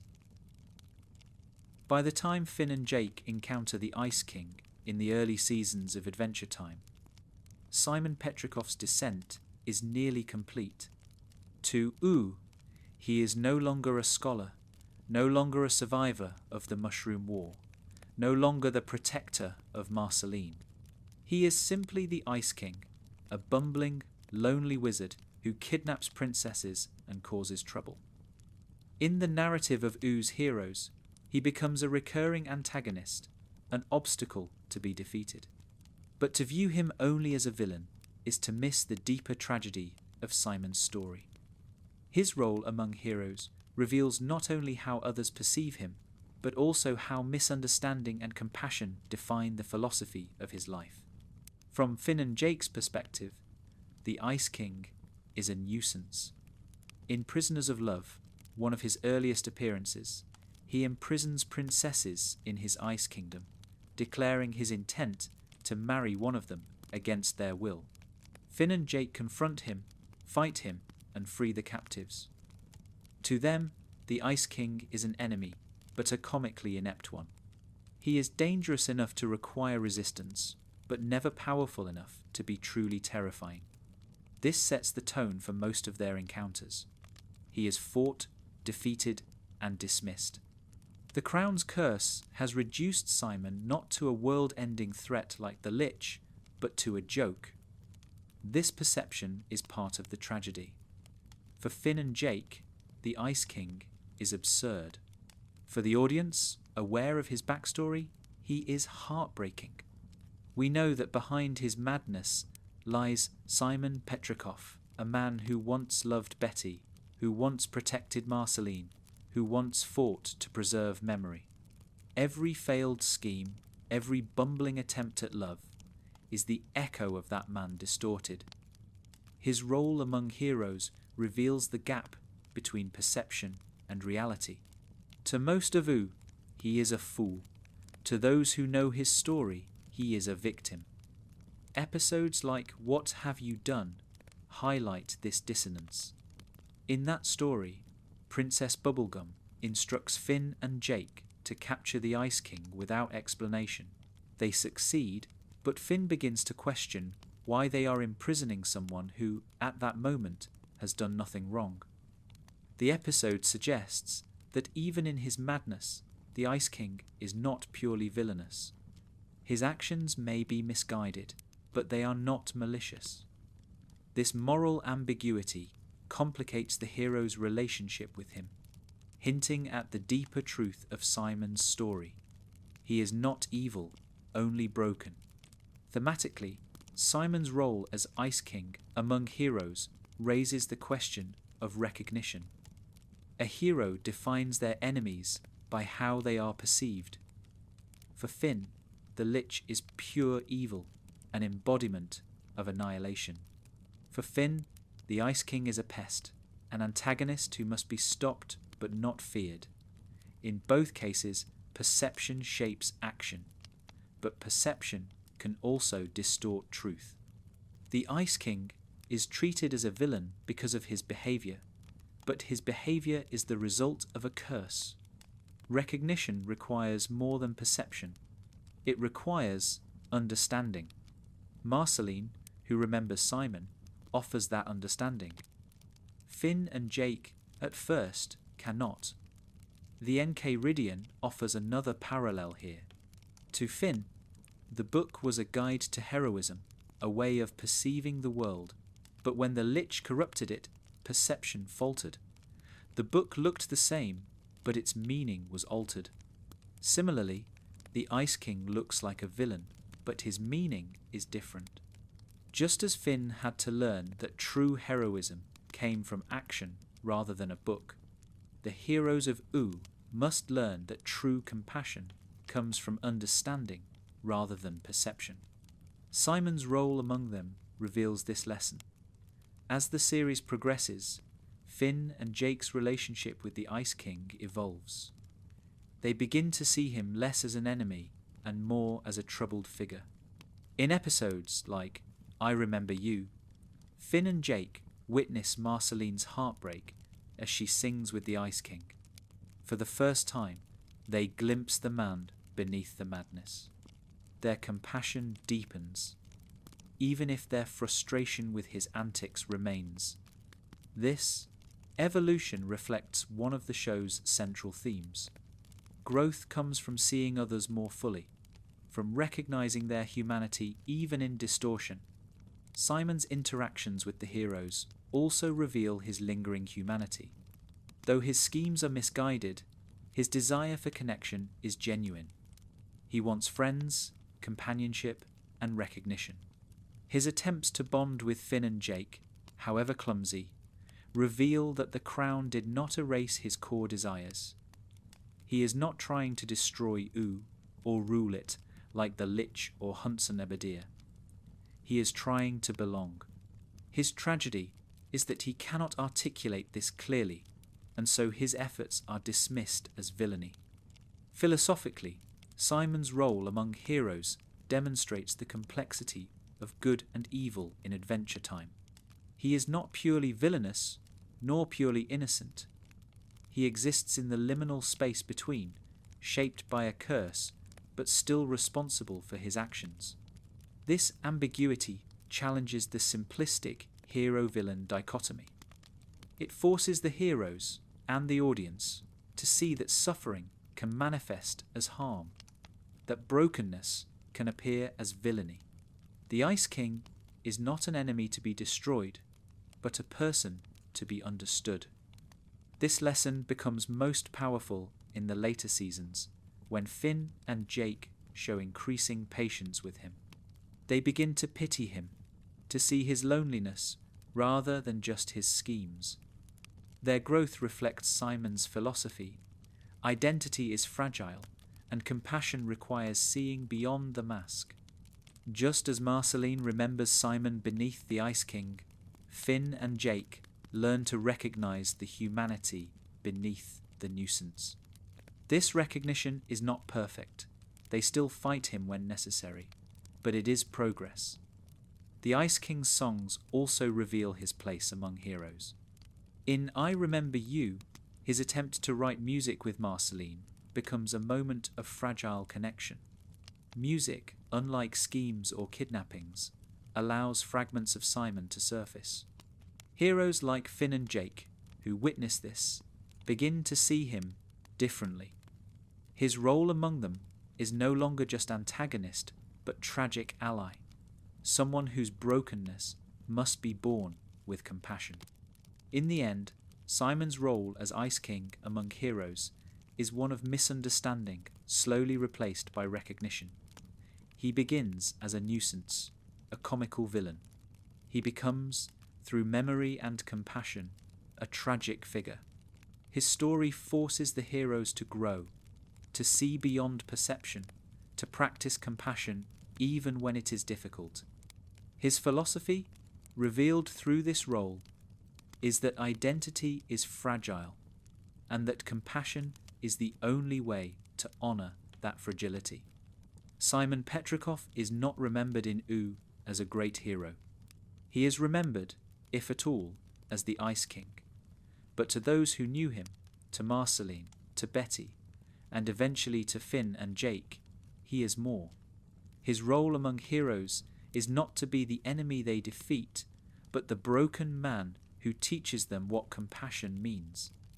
In this way, his philosophy shapes U as much as any hero's deeds.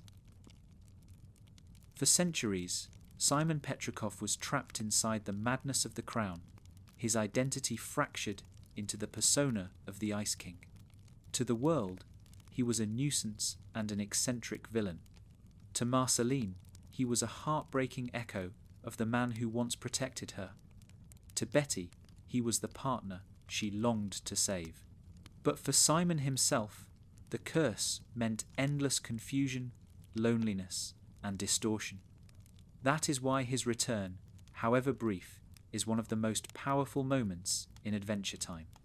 It is the moment when the fragments of his identity come together again, when the man beneath the mask emerges. The return of Simon is not only a plot point, it is a philosophical statement about identity, resilience, and what it means to come back from ruin. The crown's curse was never absolute. Though it warped Simon's mind and memories, fragments of his humanity endured. His mutterings of Betty's name, his longing for companionship, his flashes of recognition with Marceline, all of these hinted that Simon was not entirely gone. The possibility of his return lingered in the background of the story, a fragile hope that the man beneath the Ice King might still exist. That hope is realized in Betty, when Betty is transported into the future and encounters Simon once again. Through magical intervention, the crown is temporarily removed, and Simon is restored to his human self. This moment is staggering, not only for the characters, but for the audience. For years we had known Simon only as the Ice King, fragmented and lost. To see him restored is to witness continuity return. He remembers Betty. He speaks with clarity. He is himself again. The power of this moment lies in its rarity. It proves that the crown did not erase him completely. Simon survived, buried beneath layers of distortion, waiting for the chance to re-emerge. His return is the ultimate refutation of despair. Even after centuries of madness, identity can endure. For Betty, the reunion is both joyous and painful. She is reunited with the man she loved, but the circumstances are fraught. The world is different, Simon is fragile, and the crown still looms as a threat. Their reunion is filled with urgency rather than peace. Betty's determination to save him intensifies. But Simon himself now carries the burden of knowing how much time he lost. His return is not a restoration of the past, but a confrontation with loss. Love endures, but continuity cannot be fully reclaimed. Thematically, Simon's return raises profound questions about identity. If he can come back after centuries of madness, does that mean the Ice King was never truly real? The series suggests otherwise. The Ice King was not a separate being, but a distorted form of Simon, shaped by the crown's curse. His return does not erase the Ice King, it reframes him. The Ice King is Simon too, but Simon restored reveals the man beneath the distortion. This complexity shows that identity is not binary, but layered. Simon's return is not the undoing of Ice King, but the reassertion of continuity over fragmentation. Episodes like Betty and later Come Along With Me dramatize this tension. When Simon returns, he is himself, but he cannot undo what was done. Marceline still remembers the centuries of madness. Betty still carries the pain of loss. The heroes still see the Ice King when they look at him. His return is real, but it does not erase history. This is part of the tragedy. Restoration is possible, but it cannot undo what was endured. Simon's return is therefore bittersweet. He is himself again, but he must live with the wreckage left behind. The Enchiridion once again offers a symbolic parallel. The book, once corrupted, could not be restored to its original form, but its meaning could still be carried forward in Finn's actions. Similarly, Simon, once freed from the crown, cannot erase the years of Ice King, but he can carry forward his humanity again. Restoration is not about undoing the past, but about reclaiming the ability to act in the present. The return of Simon is less about erasure than about resilience. Philosophically, his return also highlights the role of love in identity. It is Betty's presence that anchors him, that gives him continuity. Her devotion, her refusal to abandon him, is what makes restoration possible. Just as Marceline preserved his memory through song, Betty restores his selfhood through recognition.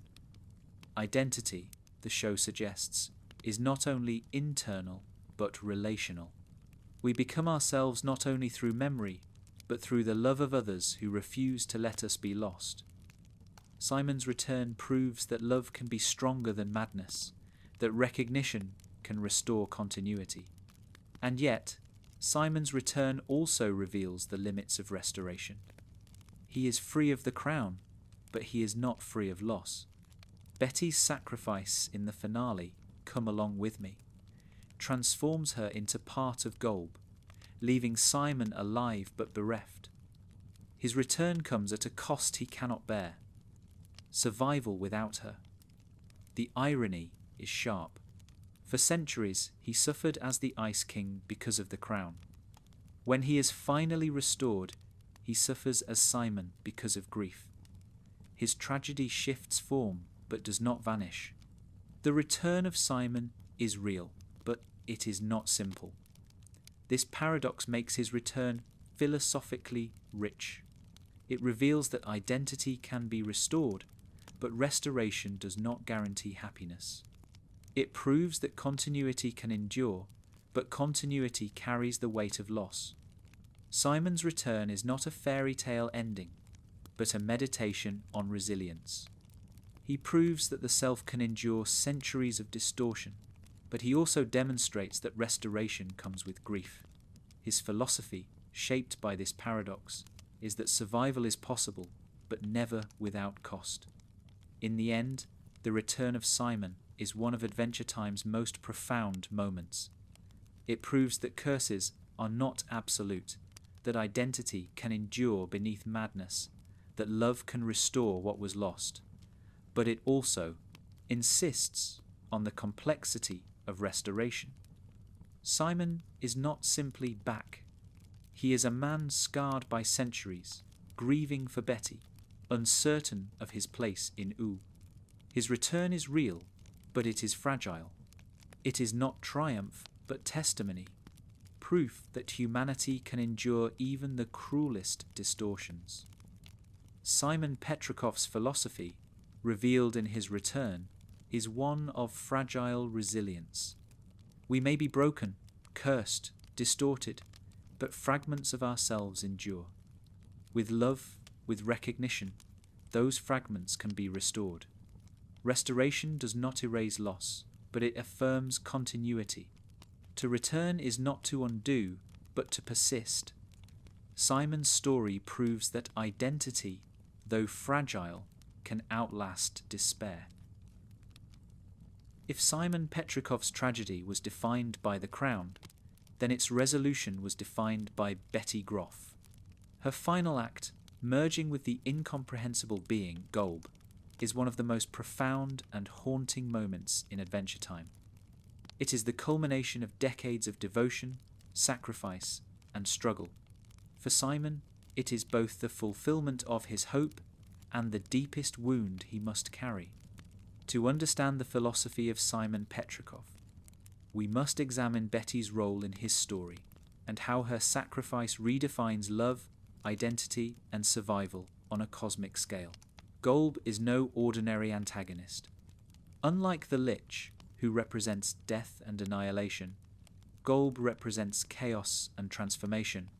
He is a force beyond comprehension, a being whose presence warps reality itself. In the finale, Come Along With Me, when Golb descends upon U, all of existence is threatened. It is in this moment that Betty acts. With Simon free of the crown and restored to himself, Betty chooses to merge with Golb, reshaping the chaos into something that can be endured. Her sacrifice is not an accident, but a deliberate choice, to use the incomprehensible as a vehicle for devotion. For Simon, this act is unbearable. After centuries trapped in madness, he is finally restored. He is Simon again, capable of remembering, capable of love. Betty is with him, alive and present. And then, in an instant, she is gone, not dead, not destroyed, but transformed into something he cannot reach. Her sacrifice saves him, but it leaves him bereft. This paradox defines the final stage of his tragedy. He is free of the crown, but he is bound by grief. Thematically, Betty's sacrifice reframes the story of Simon's philosophy of love. For decades, he suffered for her, muttering her name, haunted by her memory, distorted by obsession. When he finally returns, she becomes the one to sacrifice herself for him. Their love, across time, is symmetrical in devotion, but asymmetrical in cost. He lost himself for her. She lost herself for him. This balance, tragic as it is, reveals the depth of their bond. Love, in their story, is not about survival together, but about giving everything for the other. Episodes leading up to the finale show Betty's determination. In You Forgot Your Floaties, she allies with Magic Man, risking her safety and sanity to pursue a cure for Simon. In Betty, she chooses to follow him into the future rather than abandon him. Each act reveals her willingness to risk everything. Her final sacrifice is not a sudden decision, but the culmination of her arc. Betty's philosophy of love mirrors Simon's. Devotion is worth any cost. The crown and Golb serve as thematic opposites in their story. The crown represented distortion, a slow hollowing, a mocking of love and memory. Golb represents transformation, an immediate and cosmic change, incomprehensible but not mocking. The crown took Simon away from Betty. Golb took Betty away from Simon. Both are forces beyond human control, but both reveal the same truth. Love persists even in the face of inevitability. Betty did not resist Golb. She embraced transformation to save Simon. Her act reframes inevitability as sacrifice rather than defeat. Philosophically, Betty's fusion with Golb raises profound questions about identity and devotion. Is she still Betty after merging with chaos? The show leaves this ambiguous. What matters is not whether she remains unchanged, but that her act is rooted in love. For Simon, the loss is absolute. He cannot see or touch her again. But for the audience, the meaning is clear. Her identity endures in her devotion. Love, once again, proves stronger than distortion. The Enchiridion offers a symbolic echo here. Just as the book was corrupted by the lich, but its meaning persisted in Finn's actions, Betty's sacrifice shows that even in transformation, meaning endures. She may no longer exist as Betty in form, but her love defines her act. Continuity survives not in the body, but in devotion. Just as Finn carried the Enchiridian's lessons beyond the book itself, Simon carries Betty's love beyond her transformation. For Simon, Betty's sacrifice leaves him with freedom but also emptiness.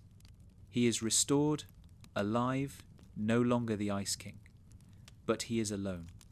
His entire life has been defined by devotion to Betty, and now, at the very moment he can love her as himself again, she is gone. His tragedy shifts from madness to grief. This grief is quieter, but it is no less profound. It is the final irony of his story. He endured centuries cursed by the crown, only to find that freedom means living without the one he loves. The finale reframes Simon's philosophy not as one of despair, but as one of endurance through loss. He is not destroyed by Betty's sacrifice. He continues to live, to walk through as himself. His survival proves that love, even in absence, continues to shape meaning. Betty gave herself to Golb for Simon, and Simon carries her love forward by living. This endurance is not triumphant, but resilient. It shows that love does not end with loss. It transforms into memory, into grief, into continuity. Betty's sacrifice also complicates the notion of heroism. In Adventure Time, heroes are often defined by their victories against villains. But Betty is not a warrior, nor does she defeat Golb in the traditional sense. Instead, her heroism is rooted in love. She merges with chaos not to conquer it, but to protect Simon. Her act reframes heroism as sacrifice, as devotion that transcends personal survival. In this way, Betty mirrors Simon. He sacrificed himself to protect Marceline. She sacrificed herself to protect him. Their love becomes the foundation of a philosophy that redefines heroism as endurance through loss. In the end, Betty and Golb represent the ultimate paradox of Simon's story. He is restored, but he is alone. He is free, but he carries grief. Betty is gone, but her love endures. This paradox is not resolved. It is endured. That is the heart of Simon's philosophy. Life is not about escaping loss, but about carrying love through it. His tragedy does not erase his humanity, it affirms it. He is Simon again, scarred but alive, carrying the memory of Betty into the uncertain future. When Adventure Time reaches its finale in Come Along With Me, nearly every character faces a moment of resolution. Finn confronts the limits of heroism. Bubblegum reconciles with family and love. Marceline finds stability, and itself survives another apocalypse.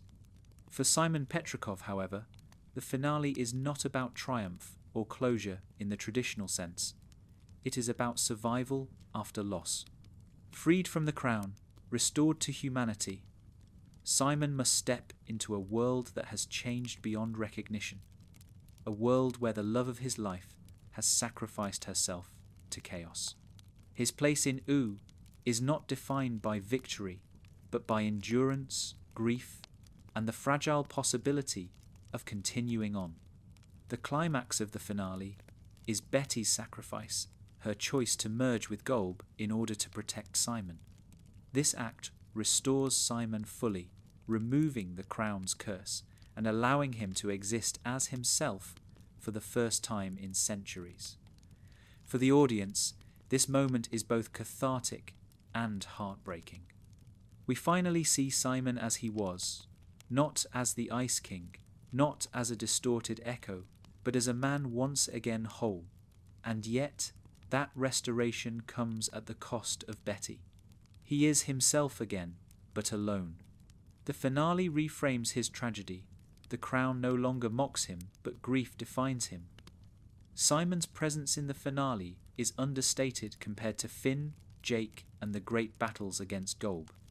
But his quiet role is thematically rich. When he sits beside Marceline, looking small and broken, it is a reminder that survival is not always triumphant. Sometimes it is quiet, painful, and unresolved. For Marceline, who once watched Simon fade into madness, this moment is bittersweet. She has her friend back, but she knows his restoration comes with unbearable grief. Their bond, centuries old, endures once again in silence and companionship. Thematically, Simon's survival contrasts with the Lich's annihilation and Betty's transformation. The Lich, embodiment of despair, is reduced to the innocence of Sweet Pea Betty. Embodiment of devotion is transformed into part of chaos itself. Simon, caught between these extremes, is left as a human man, fragile and grieving. His survival is ordinary compared to the cosmic transformations around him, and that ordinariness is deliberate.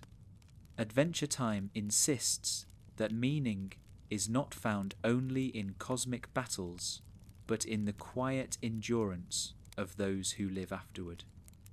Simon represents that truth. His place in Oo after the finale is uncertain.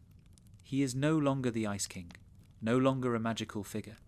He is simply Simon Petrikov, an antiquarian from a world that no longer exists. In this sense, his survival mirrors the philosophy of memory and love that has shaped his life.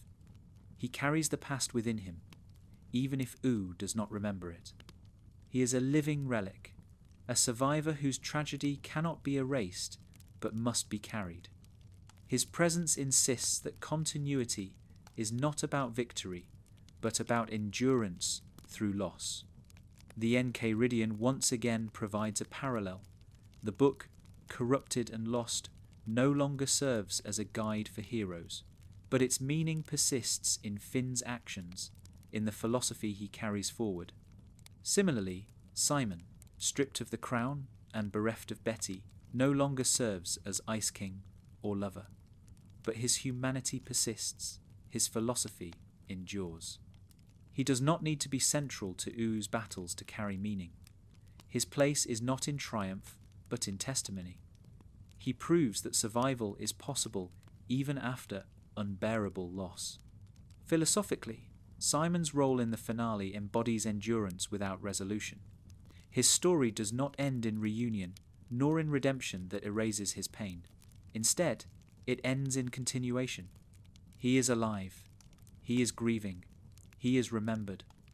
His survival resists the nihilism of the Lich and the inevitability of despair.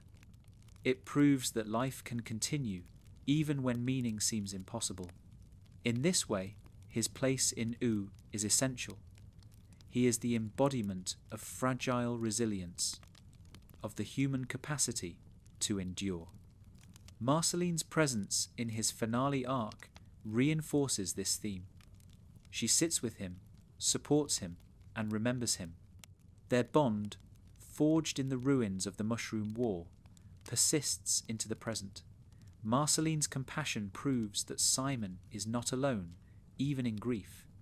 Their relationship reframes his survival as more than isolation. He has lost Betty, but he has not lost all connection. Marceline's presence affirms that memory and love outlast despair. Simon's place in Oo is not only as a survivor, but as someone remembered and cared for. The finale also reframes Simon's relationship to heroism. For years, he was treated as a villain, a nuisance, a fool. Now, he is simply a man, no longer magical, no longer cursed. He is not a hero in the sense of Finn, nor a cosmic figure like the Lich or Golb. But his survival is itself a form of heroism, the endurance of humanity through apocalypse, curse, and grief. His story proves that heroism is not always about action, but about survival, about carrying love through despair. His place in U is not grand, but it is meaningful. In the epilogue, we glimpse U's future through Shermie and Beth, distant successors to Finn and Jake. The world endures, reshaped by battles, sacrifices, and transformations. Simon is not central to this epilogue, but his survival lingers in memory. His story, though not the focus, is part of the continuity that led U into the future. His place is quiet but essential. He is the thread of humanity that connected the old world to the new, the man who carried love and memory through apocalypse. In the end, the finale leaves Simon not with resolution, but with possibility. He is free of the crown, but not free of grief. He is alive but uncertain. His place in U is fragile, ordinary, human, and that is the point. Adventure Time insists that meaning is not only found in victories against cosmic forces, but in the survival of individuals who carry love forward. Simon's survival is not triumphant, but it is profound. He proves that humanity can endure even after centuries of distortion, even after unbearable loss. Simon Petrikov's philosophy, revealed in the finale, is one of fragile endurance. Survival is not resolution. Freedom is not happiness. Love is not always reciprocated in the end. But life continues, and with it, the possibility of memory, connection, and meaning. His place in U is not as a hero of legend, but as a survivor, a man who carried humanity through ruin, who lost everything, and who still endured. By the time Adventure Time concludes, the legacy of Simon Petrikov is one of the most complex and enduring in the series. He is not remembered as a warrior, not revered as a king, nor celebrated as a hero in the traditional sense.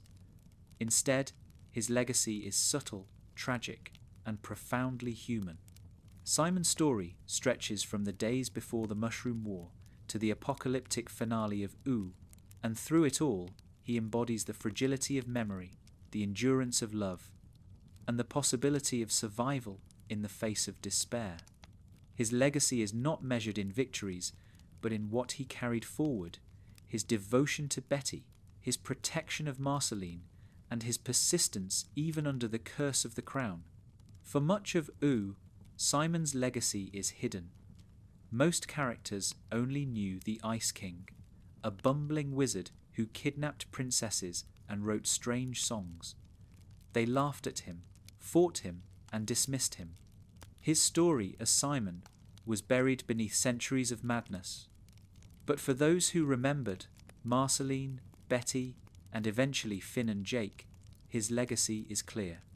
He was a man who endured, who loved, and who sacrificed himself to protect others. His life is a testament to the quiet forms of heroism that do not look like victories, but shape the world nonetheless. Marceline embodies one half of his legacy. She remembers Simon not as the Ice King, but as the man who cared for her when she was a child in the ruins of the Mushroom War. Her songs, her compassion, her refusal to hate him even in madness, all of these preserve his humanity. Through Marceline, Simon's legacy lives as love carried forward. He may have forgotten her, but she never forgot him. This asymmetry makes his story heartbreaking, but it also makes it enduring. Memory and love outlast madness. His legacy is written in Marceline's survival and in her capacity to forgive. Betty embodies the other half of his legacy. Her devotion, her sacrifices, and her final act of merging with gold ensure that Simon lives free of the crown. She carried his identity when he could not, fought for his restoration, and gave herself to chaos to protect him. Through Betty, Simon's legacy is revealed as devotion that inspires devotion. Their love story is tragic, but it is also cosmic, showing that love can transcend even gods. Her sacrifice ensures that Simon's survival is not meaningless but shaped by love. His legacy is written in her final act, in the proof that devotion endures even into transformation. The crown, too, is part of his legacy. For centuries it cursed him, mocking his identity and twisting his love. But his survival proves that even under its grip, humanity can endure. The crown becomes a symbol not only of his tragedy, but of his resilience. Its history, stretching back to Evergreen, shows that artifacts carry burdens from the past. But Simon's story shows that burdens are not absolute. Fragments of self, of love, of humanity can resist. His legacy is a reminder that even when we inherit curses we did not choose, we can still carry meaning forward. Thematically, Simon's legacy contrasts with that of the Lich. The Lich declares that all things end in silence. His legacy is despair, annihilation, the erasure of meaning. Simon's life refutes this. Though he suffered, though he was distorted, though he lost Betty, his story ends not in silence, but in continuity. He survives. Marceline remembers him. Betty's devotion endures. His legacy is not silence but testimony, proof that love and memory can persist even through despair. Where the Lich embodies inevitability, Simon embodies resilience. The Enchiridion, once more, provides a symbolic parallel. Just as the book was corrupted, but its lessons endured in Finn's actions, Simon was corrupted, but his humanity endured in memory. Both reveal that meaning does not require unbrokenness. Continuity is not about perfection, but about persistence through distortion. The Enchiridian's legacy lived in Finn. Simon's legacy lives in Marceline, in Betty's sacrifice, and in the fragile man who survived the finale. Philosophically, Simon's legacy is one of fragile endurance. His life shows that identity can fracture, memory can fade, love can be distorted, but it also shows that these forces are never fully erased. Fragments endure, carried by others, preserved in devotion, remembered in songs. His tragedy reveals the fragility of humanity, but his survival proves its resilience. His legacy is not that he conquered despair, but that he endured it. Simon's story also redefines what it means to be a hero. Finn slays monsters, Bubblegum rules kingdoms, Marceline battles vampires. Simon's heroism looks different. He protected a child in the ruins of apocalypse. He loved a partner across time and madness. He survived centuries, cursed by an artifact he could not control. His victories are not grand, but they are profound. His legacy is not in legend, but in love. He proves that heroism is not always about defeating enemies, but about enduring for others. In the epilogue of the finale, we see U continue into the future, with Shermie and Beth as new adventurers. The world endures, reshaped by battles, sacrifices, and transformations. Simon is not central to this epilogue, but his survival lingers as part of the continuity that carried U forward. He is a thread of the old world woven into the new. His legacy is subtle but essential. The persistence of humanity in a world of chaos, the endurance of love in a land of magic and despair. Ultimately, Simon Petrikov's legacy is not that he was the Ice King, nor that he was restored, nor that he was defined by tragedy alone. His legacy is that he was loved, remembered, and human. He endured apocalypse, curse, and grief, and though he lost nearly everything, he carried meaning forward. His story insists that despair is not absolute, that memory persists, that love endures. His philosophy is not triumphant, but resilient, not grand, but human. In the end, Simon's legacy is the reminder that survival is not about victory, but about endurance. Love is not erased by madness, memory is not erased by forgetting, humanity is not erased by curse. He is proof that even the most fragile continuity can shape the future. In a world as fractured and unpredictable as Simon Petrikov's legacy is the quiet truth that love, memory, and resilience hold everything together.